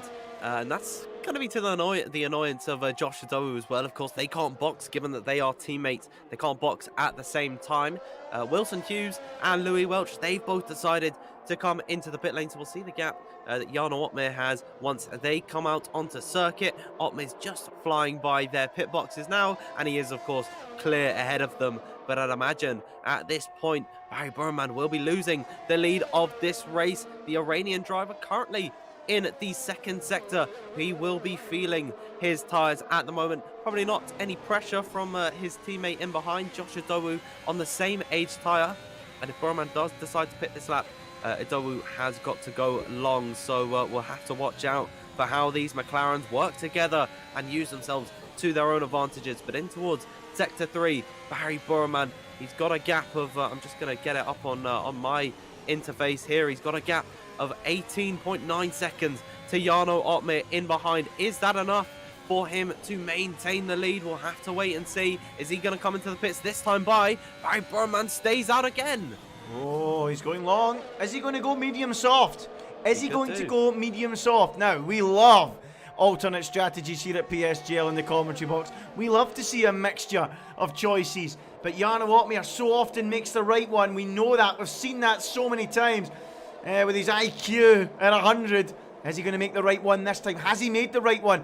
One issue Jarno might have is he might catch those hard runners before they pit, or will he? That's the question. We'll have to wait and see. Will the hard runners go to softs, or will they go to mediums? If any of them choose to go to softs, then he might catch some of them. We'll have to wait and see. And that could cost him time. Yeah, absolutely. And going on to the softs late on in the race, it is going to be very difficult to overtake. Unfortunately, Simon Perigny gets a time penalty. That's another one added to the 4 drivers that have penalties so far. Otmir, though, he is making light work at the moment on his hard compound of tyre. He's got 5 seconds of clear air until he catches the traffic of Will Lewis. But even so, if he does catch them, whether Barry has pitted or not, it's not going to help him being caught behind old hard runners when it's going to be so difficult to overtake. And in the DRS ranges, is Barry going to pit this time? He's going to stay out. I think both these guys, they're committing to going on to a set of the softs later on in this race. I'm trying to think when they would pit. Maybe around about lap 22 is when you can take the softs to the end. That's just a shot in the dark from me here, but we'll have to wait and see. It's lap number 17. We're at the halfway point of this Grand Prix. Still a 1-2 for McLaren. Yep, still a 1-2 for the McLaren drivers as we look at Alvaro Caraton running in 9th at the minute behind Simon Schuder, Philip Presneda and Nicholas Longue. The 4 of these drivers all together on the racetrack, all on the hard compound. That's what they started the race on, having qualified outside of the top 10 if any of you have just joined us. And I just want to say a big thanks for everyone for tuning in. We've broke through the 1,000 live viewers here this evening. So if you enjoy what you're seeing, be sure to tune in every single week, and to do that, leave a like and subscribe to the channel, and then you'll know exactly when all the PSGL F1 action goes live. So be sure to subscribe, folks, because boy oh boy, it's exciting stuff this season. It's been quite the battle with the likes of Barry Buraman, Shinaka Clay, Nicholas Longue, and of course Jarno Otmir fighting it out for this title. It's been very, very exciting as we continue to watch Caraton, the Spaniard, out there at the minute running in P9, stuck behind Simon Schutter, and just behind him at the minute, just taking his time in this train, managing the race and waiting for the opportunity to arise, Dan. Yeah, absolutely, of course. As I think we're seeing our first hard runner coming into the pits. It's a Simon Schutter into the box. as is Will Lewis. Both these guys likely in a Discord call together. I'd imagine they're going to go to the mediums at this point. Surely it's way too early for a set of the soft compound of tyre. Indeed, for the Alfa Romeo, it is going to be the mediums, and for the Haas, it is going to be that set as well. So those two be the fastest men out on circuit. They're going to have a lot of ground to make up, but they're going to have clear air, which is key to note. So they could be in a fight later in this race, but for now, they just got to run their races and hope for the best. Well, it's great news for Jarno Opmeer, isn't it? Because that means that that's two less cars they would need to pass. I don't think he's going to get to Longuet and Presneder and Canaton. I think they will pit before he gets there. I think they might go for the medium tyre as well and get out of his way. So that could work for him. Meanwhile, we've got Joost Noordijk facing the wrong way. Didn't see it, but Noordijk has had a spin, and my guess would be he's clipped that inside curb through that right-hander, which is lethal. Yeah, unfortunate there for Joost Noordijk. I don't think he's got any damage. I could probably check Taz, but he looks like the front wing is still intact, so he should be okay to keep going in this race. A small blemish on what has been a great race for Joost Noordijk so far. He's just got to get his head back down, forget about the mistake, and keep on trucking as they begin lap number 19. I think actually Joost Noordijk is going to pit here. Did he get any damage? I'm going to check Taz just very quickly. He doesn't have any damage on the system. I tell a lie. He's got 15% wing damage, so that's lime green. Joost Noordijk, unfortunately, going to come in box for a new front wing, and that's going to be his race, likely in tatters. Yeah, not good for Joost Noordijk. He was running well along with his teammate Danny Perez, right behind him on the road, but it's not worked out for him as he now returns to the racetrack. Alvaro Caraton still stuck behind Philip Presneder and Nicolas Longuet as they continue to pound around, setting consistent laps at the minute, those three all together. Let's have a look at the gap to leader once again, folks, between Barry Buraman and Jarno Opmeer. If you remember, after the stop, it was around 19.5 seconds. It's now down to 16.4. So you would just assume Jarno Opmeer would have around a 3 to 3.5 second lead over Barry Buraman. If Buraman pitted now, I can tell you he's gone round again. So it does look like Buraman is committing to the soft compound of tyre. And here comes Caraton into the pits. That's another car that Jarno Opmeer will not have to overtake. And I have to say, this strategy looking pretty handsome at the minute for Jarno Opmeer. Going well for him, isn't it?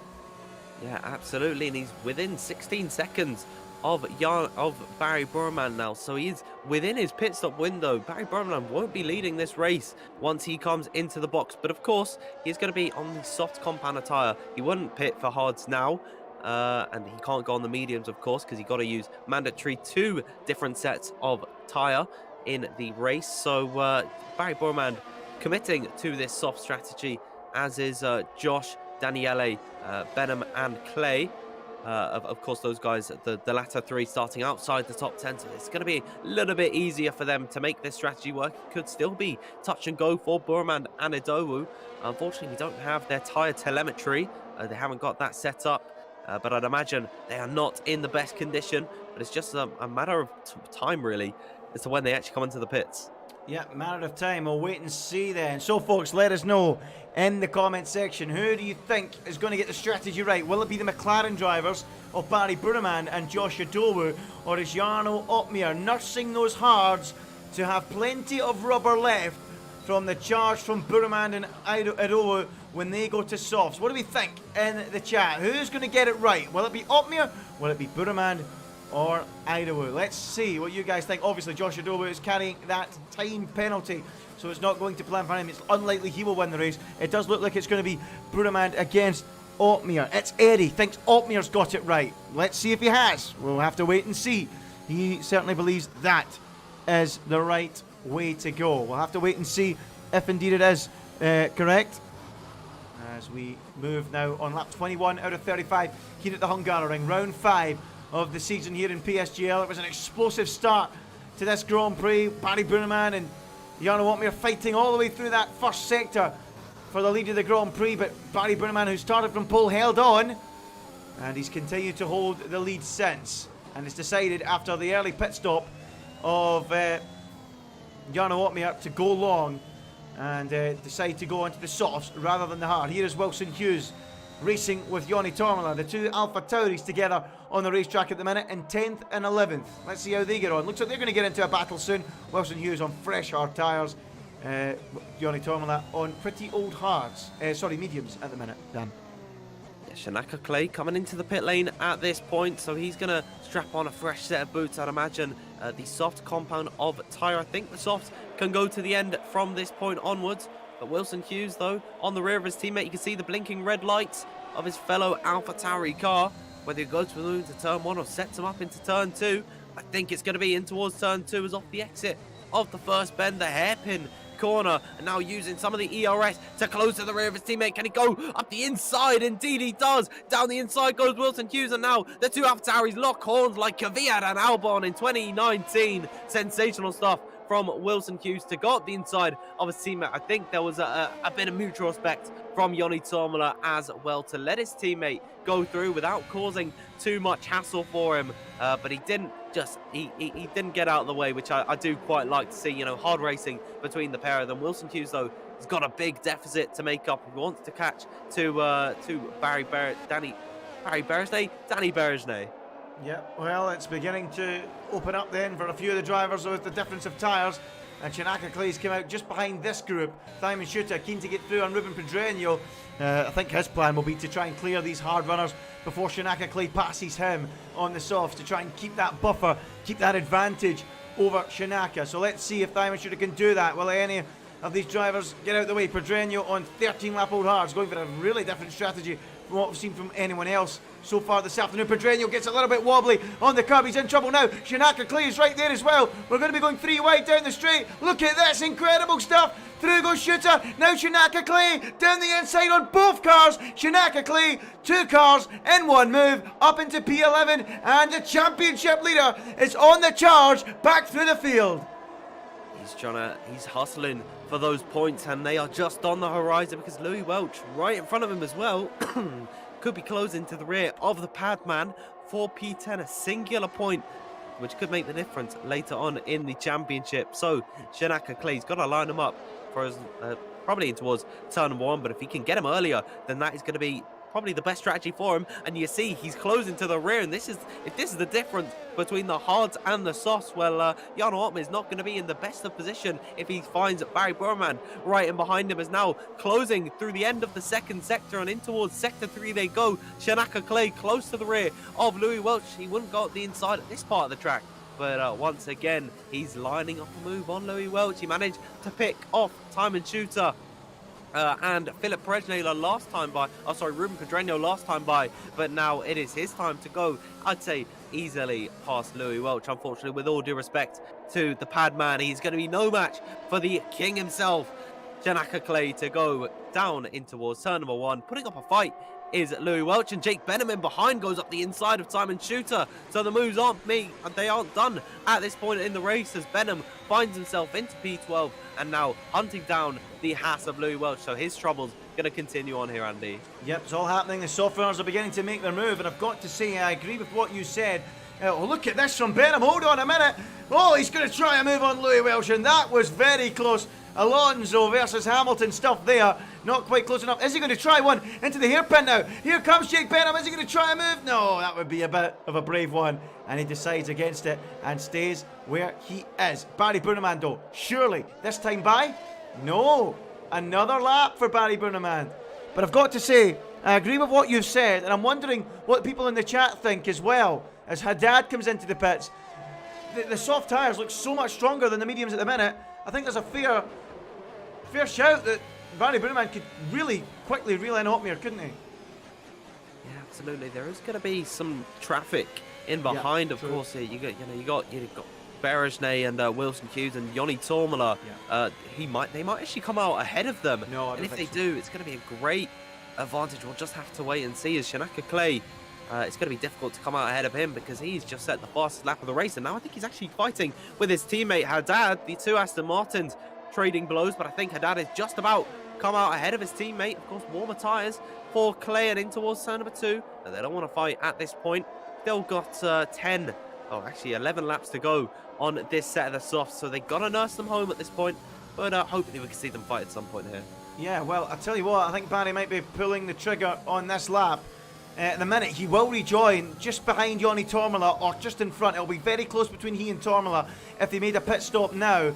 So let's see what he decides to do. He won't want Shinaka Clay to get ahead of Daniele Haddad, because if Shinaka Clay does get ahead of Haddad, he himself could even get himself ahead of Barry Buraman if he doesn't pit soon. Barry Buraman goes again for another lap. Shinaka Clay also could bring himself into play from 16th on the grid here.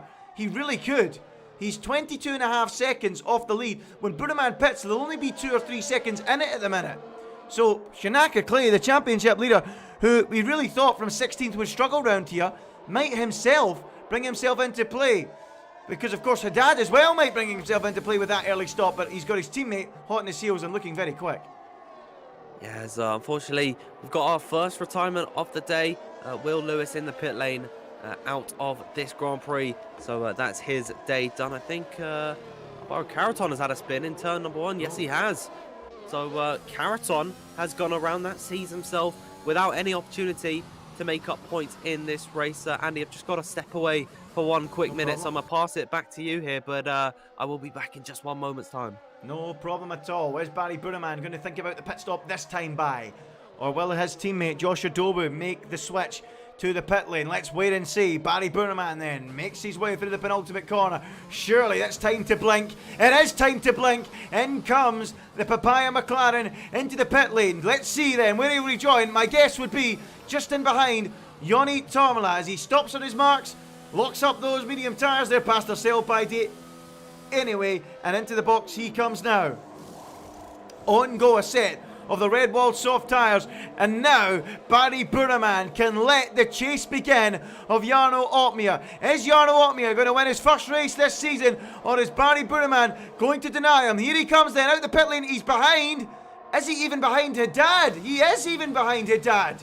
Wow, that's incredible. Even Haddad has got himself ahead of Barry Buraman, who's also now got himself ahead of Joni Tormala. And that means Daniele Haddad will be the first on the scene of Jarno Opmeer at the minute. Has he left it too late, Barry Buraman? Perhaps he has. Well, this is going to be very, very interesting to see what works out. Barry Buraman then in the pits. He needs to clear these guys now. Is he going to think about a move on Joni Tormala into the chicane? He is! Up the inside into the chicane! No. Bagged wheels! That was brave from Buraman! It's cost him time more than anything else! And he collides with Joni Tormala in his desperation to get through. And is this beginning to unravel for Barry Buraman? Behind that, Shinaka Clay and Jake Benham might be now about to ease past Joni Tormala as well. Here comes Jake Benham, not quite close enough, but Barry Buraman getting a little bit restless, a little bit desperate as Daniele Haddad now lines up Wilson Hughes. This is incredible. Oh my word, as off the exit, the final corner, surely Haddad is going to soar past Wilson Hughes on his worn out hard tyres, and I don't think Barry Buraman is going to want to spend too much time behind the AlphaTauri. Is he going to go up the inside in the first corner? Indeed he is. Wilson Hughes leaving him the space there, and Barry Buraman, the Iranian, sides up the inside. Josh Adobu has emerged in P8.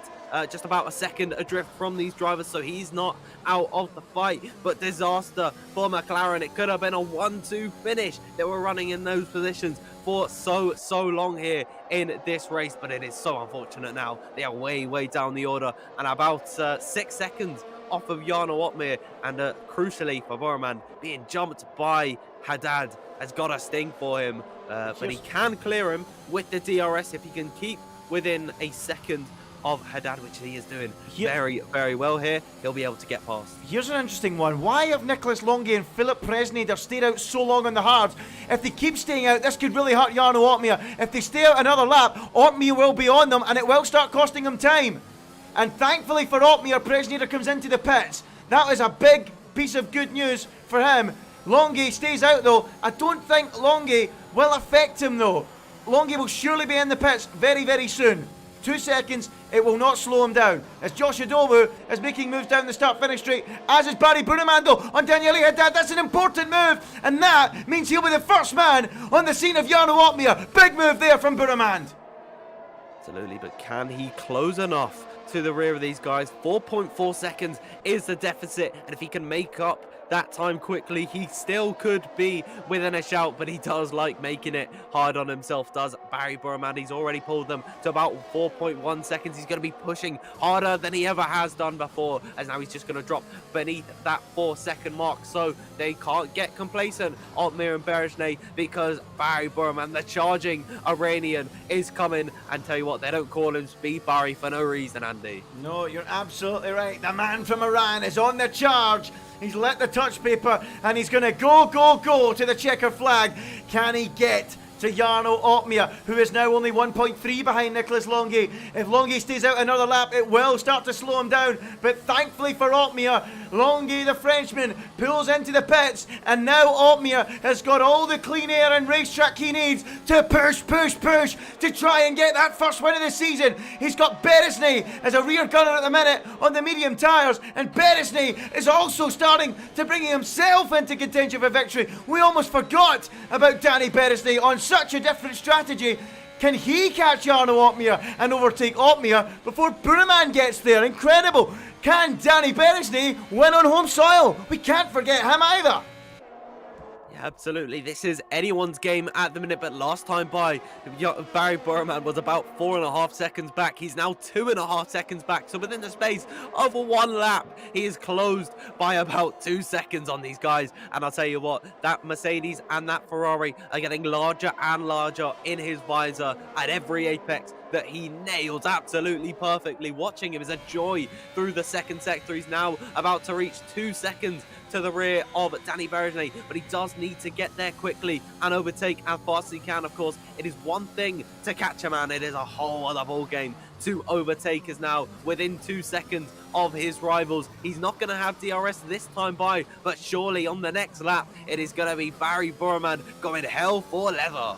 Yeah, absolutely right. 2.5 seconds from the lead of the race. 1.8 from P2. Barry Buraman with a bit between his teeth crosses the line. 1:16.3 for him this time by. Is he going to get there before the end of the Grand Prix? We've got 4.5 laps to go here in PSGL in Hungary. As behind that, Adomo's made a move on Haddad, and he's up into 4th place, but he does, of course, have that time penalty. Is Haddad going to try and fight back? Don't think he will, because he knows the penalty situation. But this is what it's all about here in PSGL. This is what we love to see. It's been building up all race long. It's Otmir, it's Berejnay, it's Buraman for victory here at the Hungaroring. What a race it's been, and it's all building up nicely as Buraman now moves to within 2 seconds of the lead of this Grand Prix. And now those red and black splodges in front are becoming rather large race cars, and he's beginning to reel them right in. It's as you said, Dan, it's one thing to catch, it's another thing to pass. The other thing you have to remember is the soft tyres are not great round here. They will start to struggle towards the end of the race. Could Jarno Otmir be saved by the tyres going off? Who's going to win it, folks? Let us know in the comment section. It's going to be between these three. Will it be the hard runner? Will it be the medium runner? Will it be the soft runner of Barry Buraman? 3 laps to go next time by. It's really beginning to hot up here at the Hungaroring. And Barry Buraman, crucially, this time by, has managed to pick up DRS on the 2 leaders in front of him. So he's got to get ready and strap on his boxing gloves, because it's going to be one knockout round from Barry Buraman. He's closing to the rear of Berejnay and Otmir, but whether he can overtake within this lap, that remains to be seen, as you can already see how close he is to the rear. 20-lap-old mediums on that Ferrari car of Berejnay, 4 laps old. Soft compound on Buraman's McLaren. Surely this has got to be the time that he makes this move, because he has got the fresher tyres. They're not going to get any better at this point in the race. They're going to keep degrading, whereas it's a slower curve for the hards and the mediums. But in the second sector, where you can't overtake it all, he is closing to the rear of the Ferrari car of Danny Berejnay. I can hardly contain myself at the moment, as in towards the third sector they go. Barry Buraman, he's going to be lining up Danny Berejney in towards turn number 1, and then closing to the rear of Jarno Opmeer in towards the penultimate corner now. Here comes Barry Buraman. We thought he made the strategy wrong, but finally now he's going to have the opportunity to flex his muscles and go for an overtake as opening up the DRS. Here they go onto the main start finish straight. It is going to be Ferrari power against Mercedes power in towards turn number 1. Berejney slightly defending. Buraman looks to the inside, fakes it, and he's going to set him up in towards turn number 2. As off the exit, a slight slide from the Iranian car in towards turn number 2. Can he go around the outside? Barry Buraman trying to make this move stick on Berejney, who's defending with his life in towards now up the hill in towards turn number 4. Is Buraman going to think about it here? Oh, no, he's not, but it's still gonna go right to the end, Andy. This is absolutely sensational stuff. This is what we love to see in PSGL. This is what it's all about. 3 of the very best fighting it out for glory at the Hungaroring. 3 different drivers, 3 different teams, 3 different strategies. It's absolutely epic stuff in PSGL, and a big thank you to all 1,300 of you tuning in live to witness this exciting drama. We've got just 2 laps to go at the end of this one, and at the minute, the reigning champion, the F1 Esports champion, Jarno Opmeer, is fending them off. He's fending them off. Barry Buraman knows how important it is to pass Berejney now. I would not be surprised if Opmeer is just trying to keep Berejney within that DRS zone so that Berejney gets the DRS. I think that's what he's doing, you know. Opmeer happy to keep Berejney in that window so Buraman can't pass Berejney, and it's working at the minute. Buraman needs to pull out all the tricks in the book if he wants to get through on Danny Berejney. Is he going to try something special now into turn number 2? Can he maybe set one up? Let's bring up the telemetry. Is he going to try and use his ERS up the hill to make a move? It doesn't look like it. He's going to stay where he is for now. This is it. Beginning to get desperate for Barry Buraman, and at the minute, I do not make him favourite to win from here. He needs to pass Berejney. Is he going to try what he did earlier in the race? No, he's not. Berejney looks like he's got him covered, and Buraman's now missing his apexes. He is flustered. This is looking good for Jarno Opmeer. Absolutely, I think Barry Buraman, he's beginning to feel the pressure that he might not take the win here. It looked certain when he had the soft compound tyre and he was closing at a rate of knots on these guys and coming into the final sector for the penultimate time, Andy. It is going to be some fantastic stuff. I'm having to speed drink my water here because I can't keep up with how this action is panning out. I agree with you actually. I don't think Buraman is going to have the opportunity to win this race because Berejney has been able to pull out an even further gap. And onto the final lap of this Grand Prix, Jarno Opmeer, he's got one more run at this to win this Grand Prix. He hasn't won so far this season, but now is his opportunity. Barry Buraman gets closer and closer to Berejney each and every time, but it's not enough. The DRS saving Danny Berejney in this Grand Prix. I think it might be done and dusted, Andy, as Jarno Opmeer, he begins his final charge in the last 2 sectors. Well, this is it, folks. It's looking very good now for Opmeer. Barry Buraman left frustrated. You'll be wondering if that move on Tormala where he lost a bit of time is what's cost him. Perhaps it was, not too sure. But at the minute, he's left flustered and frustrated behind the home-time hero, Danny Berejney. But we've got to speak about this man. 2 weeks ago, furious, angry, wasn't happy with the rule book being flung at him. He was disappointed. He even threatened to leave the league. But this is how champions fight back. This is how one of the best there's ever been in the world of esports means to bounce back. This is how you do it. Here at the Hungaroring tonight in round 5 of the championship, he felt he should have won his first race of the season last week. He'll certainly do it this week. Jarno Opmeer crosses the line and wins the Hungarian Grand Prix ahead of Danny Berejney and Barry Buraman. What a strategy. He got it right. And Jarno Opmeer takes the checkered flag and wins here in Hungary. Oh, what a day it has been for Jarno Opmeer to take the win in this Grand Prix. And finally, I think one of our predictions has come right. I put this man up to winning this race. It wasn't quite in the style that I'd imagine him to take. And you can hear my voice is gone at this point. You know, I've been a little bit ill, so I think you can let me off here. And I think Jarno Opmeer, he's probably going to have a sorer voice than me after cheering over that victory, because it was hard fought and deserved for this man to come back after all the controversy in the last 2 weeks. And I know that makes everyone happy. I'm seeing all the Sues in the chat, and certainly Jarno Opmeer, he's gonna be celebrating this one. Yeah, he's a happy man, no doubt about it. Adversity, gutted last week, frustrated, angered. Not this week. He returns to winning ways here at the Hungaroring, and he's got the job done and gets back on track in their championship battle, with Shinaka qualifying lowly and not able to have a good race. We'll need to have a look at those standings soon, but there he is, the victor. Jarno Opmeer wins the Hungarian Grand Prix. The strategy worked. There were the doubters. I was one of them. I didn't think it would work. Who am I to be trying to outsmart an F1 esports champion and PSGL champion? Opmeer does it again. What a performance. His first win of the season.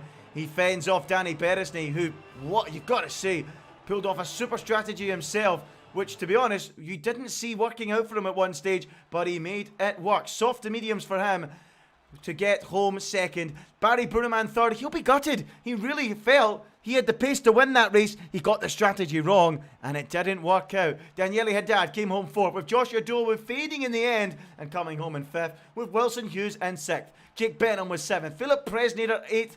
And ninth was Louis Welsh. Simon Shooter completing the top 10. Shinaka Clay, no points for the championship leader going into this. Jarno Opmeer definitely ahead of him. We'll need to see if Opmeer has got himself ahead of Barry Buraman.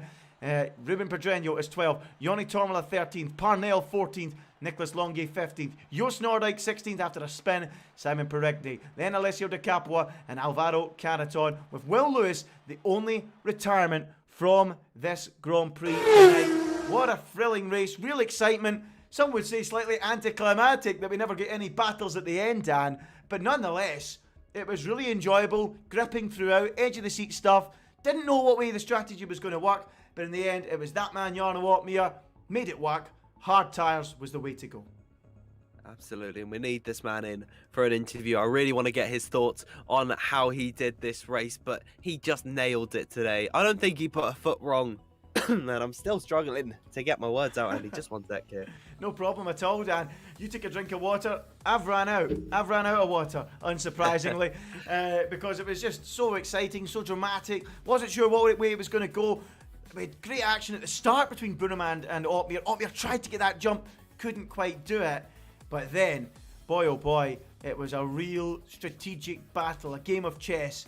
And in the end, the decision to go to the hard tyres early rather than play long, go to softs, which is what Barry did. And it worked out for Jarno Opmeer. So congratulations to him on the victory. Got to ask, folks, your driver of the day. We always love to talk about that. Who are you going to go for driver of the day, folks? Let us know in the comment section down below. Dan, got to go to you. Who do you think? I'll go with my man, Jarno Opmeer, to win with this one. I think he's deserved it. It can be considered boring to go with the winner of a Grand Prix, but it's got to be him. And a special shout out as well to Daniele Haddad with his charge through the field. But for me, it's got to be Jarno Opmeer. Yeah, you're going for Jarno Opmeer.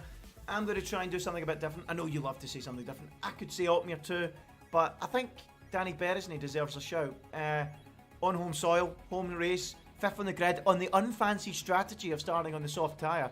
Soft to mediums. That's incredible. He's done a great job on that strategy to make that work and come home second. At one stage, it looked like he could compete and maybe try and win the race, but it wasn't to be for him in the end. So I'm going to give him driver of the day, but I'm looking at the chat here and it's just full of Opmeer, driver of the day. Opmeer, Opmeer, Opmeer, Opmeer, Opmeer. And I can't argue with that. I can't argue with that. He nailed it.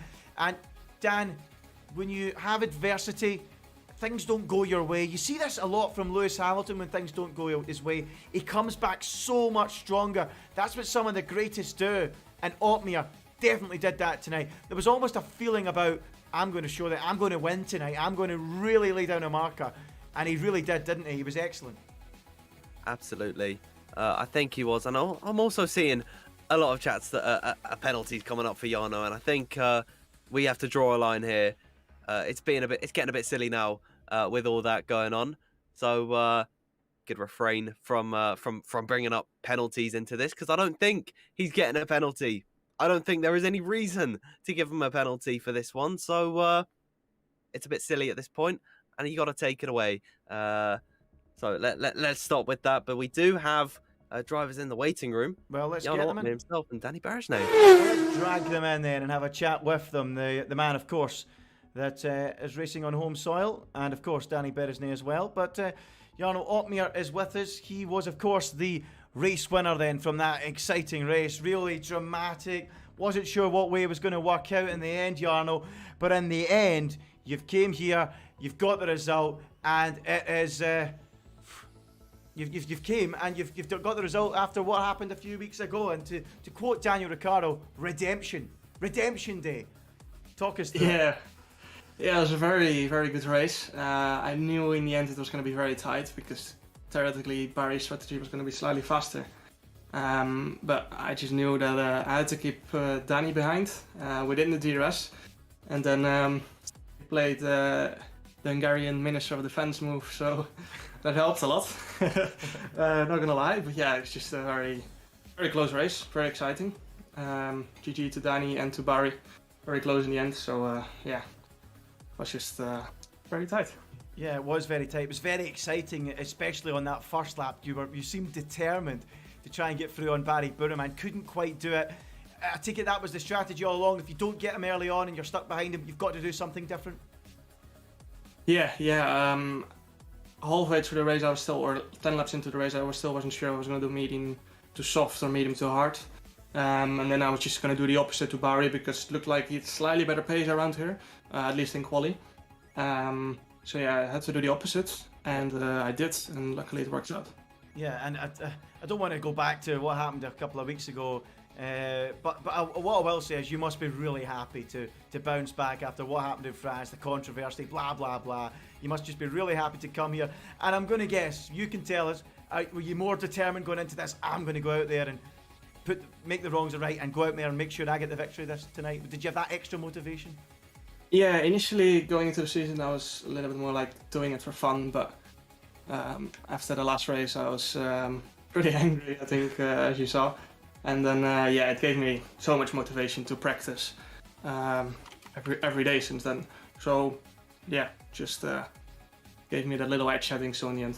Oh, I think Jarno's sending out a warning message to the rest here. I think we're going to see vintage Jarno Opmeer for the rest of the season. Is that what you're saying? You're going to be in top form? Yeah, I'm definitely going to be pushing hard the rest of the season. Not going to take it chilled and do it for fun. And really going to push it. So. Well, I'm excited for it. I mean, you've certainly closed the gap. I'm not sure if you're in the championship lead. I'm not sure of the standings, but Shinaka was in the lead. You were 19 points back, but of course he didn't score at all today. So you're right back in the picture in that sense too. So you know you're right back in it, and you must be excited about that. That must please you as well. Yeah, definitely. I think I'm 3 points behind Shinaka now in P2. Mm-hmm. Yeah, we just basically back into the championship fight, which is. Incredible, that's how close the season is. I missed Monaco, of course, and then the first race of the season was just really poor. So yeah, it's just been still decent, even though the results were not really there. Yeah, well, congratulations on the victory. Danny, do you have any questions for Jarno after that race? It was an exciting one. Yeah, first off, before we get underway with the interview, once again, a really big congratulations for your first win of the season. I know it feels good, and hello to the Pogmere Academy. I know everyone is watching over on your Twitch at the moment, but coming in to the rest of the season, next week we head to Austria. How are you feeling around that circuit? Yeah, once again, I think I'm going to be slightly off in qualifying on that track, but then we should be able to pull it slightly back in the race like usual. So that's going to be interesting to see if we can, yeah, maybe qualify and pole and then do better in the race.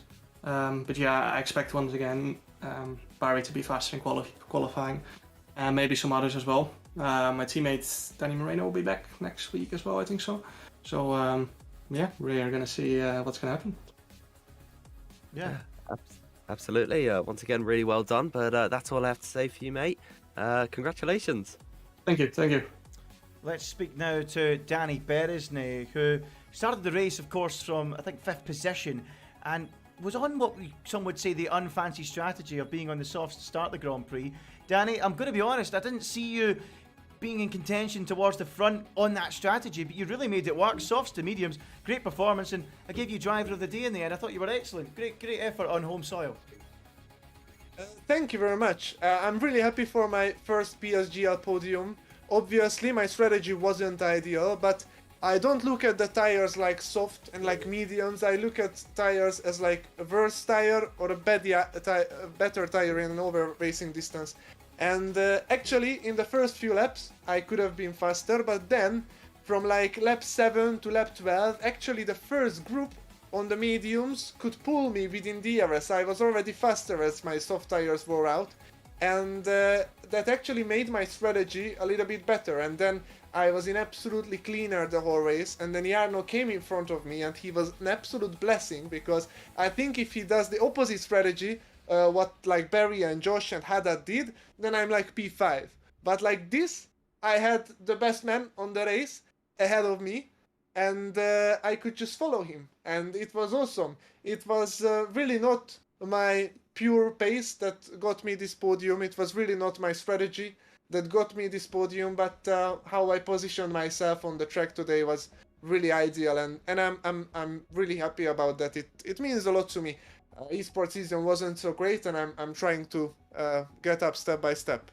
Yeah, well, it was a fantastic result for you, as you say. I know it was difficult. You know, it could have been P5 if the position wasn't on the racetrack, wasn't exactly where you wanted to be. But following Jarno around, it was ideal. It allowed you to just stay in that slipstream. You know, pick up the DRS, especially in the closing laps, because I think we all knew Otmir was like, well, I'm going to give Danny the DRS because that stops Barry from getting through, and it helped you massively, didn't it? Yes. Obviously, we worked in a quite a good cooperation there, even unconsciously, because obviously we are not teammates, we don't speak with each other. And I have hard feelings, to be honest, because Barry is still my teammate at McLaren Shadow, and maybe if I don't fight against him, he can go for the win. But to be honest, Jarno had 100% DRS, Barry had like 40, and then when he attacked me, he went under 20%, and I hear all this, and Jarno had pace advantage compared to even me. So I don't think actually that he could have overtaken him. So this is the reason why I didn't play the Veloce teammate. I just team game. I just wanted to perform the best as I could and finish the highest position myself. And obviously, as soon as I let someone by, then others maybe even try to gain on that opportunity. So that's quite risky. Obviously, penalties are really harsh on this track as well. Once you leave the white lines by all of your four wheels, you get a warning, and you can get only 2 warnings in an entire 35 laps of racing distance, and the third warning is a 3 seconds penalty. And we see that 4 or 5 people finished within a 3 seconds window in the points position. So that's basically a kill to your race, and you really need to pay attention. And anyone who manages a race without penalty, without any warnings, that's an extremely clean driver. And even just to finish like that, I have to take hats off to in front of everyone else, and I'm really happy that I could do the same today. Yeah, well, that's very good. Really clean performance, really good drive, Danny. It must make you especially happy as well that you've done that at your home track to Budapest. Yeah, that must please you too on home soil, or does that not make a difference?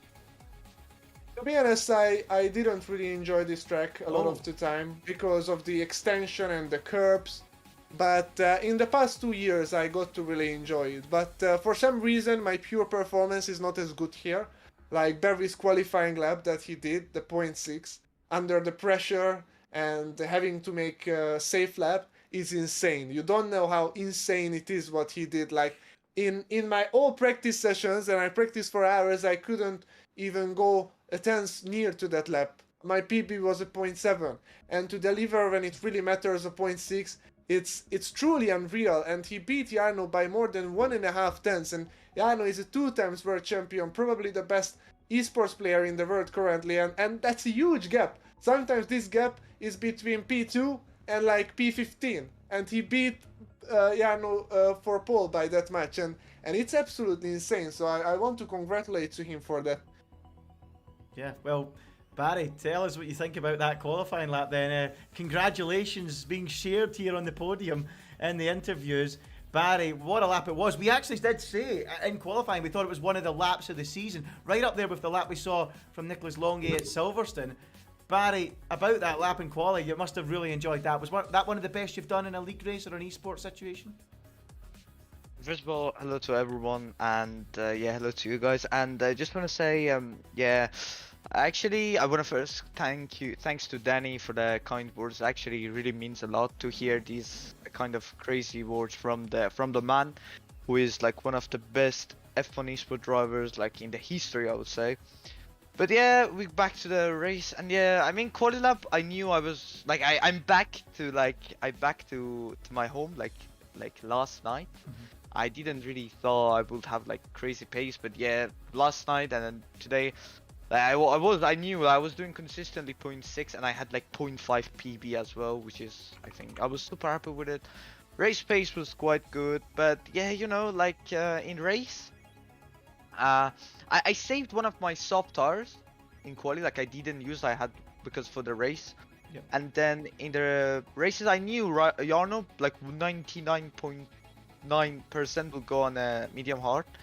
But yeah, I knew, like I thought if I go so long on medium to soft, then I can catch them and get him.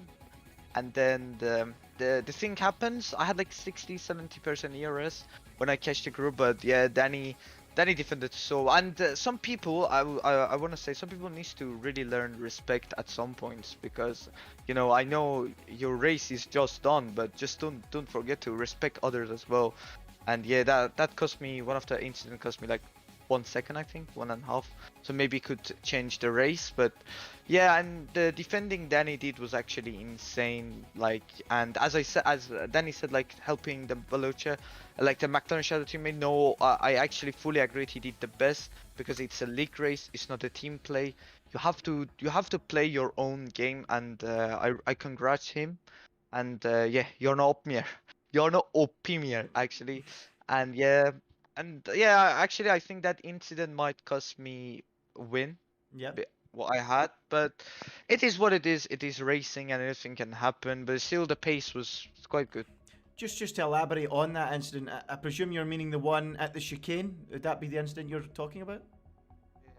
Yeah, so it didn't quite work out for you. I did think that at the time. I did say in commentary that incident at the chicane may have cost him a shot at victory. So it's hard lines for Barry in that instance, I suppose. But Barry, is there anything else that you feel maybe could have cost you time? Do you think maybe pitting earlier would have worked, or do you think that was as late as that was the lap to do it? I mean, you know, pitting in this lap, it just depends the others as well. But yeah, already I actually didn't know like the soft under tier gonna overheat that massively. I thought if it's gonna overheat like the same, I'm fine, I can overtake. But you know, I think the pits was good. I like lap 26 was quite good. Like you don't need to do one run on medium, that is a slow, and you have to do only one bad lap on soft, that is going to be equal to hard or mediums on the last lap. And yeah, I mean, I don't know, maybe I have to check the race, maybe like pitted later or sooner, but for now I think lap 26 was good in my opinion. And yeah, like the other things really messed it up and didn't work together to get the win. Okay, well, congratulations anyway on that podium. The championship fight really beginning to hot up now. How do you see this one going now? Chinaka dropping points today. Opmier getting some points back on you. It's really starting to hot up, Barry, isn't it? It's going to go all the way to the wire, I think, this year. Very, very close. Actually, like the one I'm really enjoying battling with is Jarno, because obviously we had it for some seasons, and yeah, I actually can't wait we started, because this race I think we started to battling like last year, like we started battling. I still think championship fight is actually crazy, because I think me and Jarno both lost so much points for actually unlucky or so many things. But yeah, I actually think, yeah, I'm going every races, as I said, just going to take the pole and the win. I'm trying my best to get this, and yeah, if anything happens, I'm still trying to do my best, like today. Okay, well done. Anyway, Dan, have you got any more questions for either driver? I don't have any questions per se, but once again, a really well done to the pair of you for your podiums today. It was really impressive stuff, and it was a joy to watch. So hopefully we can have you guys back in here later on in the season. Yeah. Thank you to you guys. Thank you. Thank you. And have a nice evening, everyone. I want to be back here very soon too. So yeah, Good that Bye. we wish the same. Bye bye. Have a good evening, guys. A very, very, very happy podium tonight, it has to be said. Great to have all of them, Dan, wasn't it? Coming along for a chat and hearing their opinions on their races. So, well done to Jarno Otmere, Danny Beresney, and to Barry Buraman. All of them happy to come and chat to us. It was a really good race. And nice to hear as well the sportsmanship between Danny and Barry as well. Both Veloci teammates. The understanding between them that it's a league race. We can't be helping each other out in the league race. And not only that, the nice touch from Danny Beresney to congratulate Barry on that super lap as well, Dan. Absolutely. I love the mutual respect for all the drivers that they have between each other. You know, how they say that they have fun fighting each other. And that sort of ratifies what this at the heart is. It's fun. You know, this is a league and drivers race here just to enjoy themselves.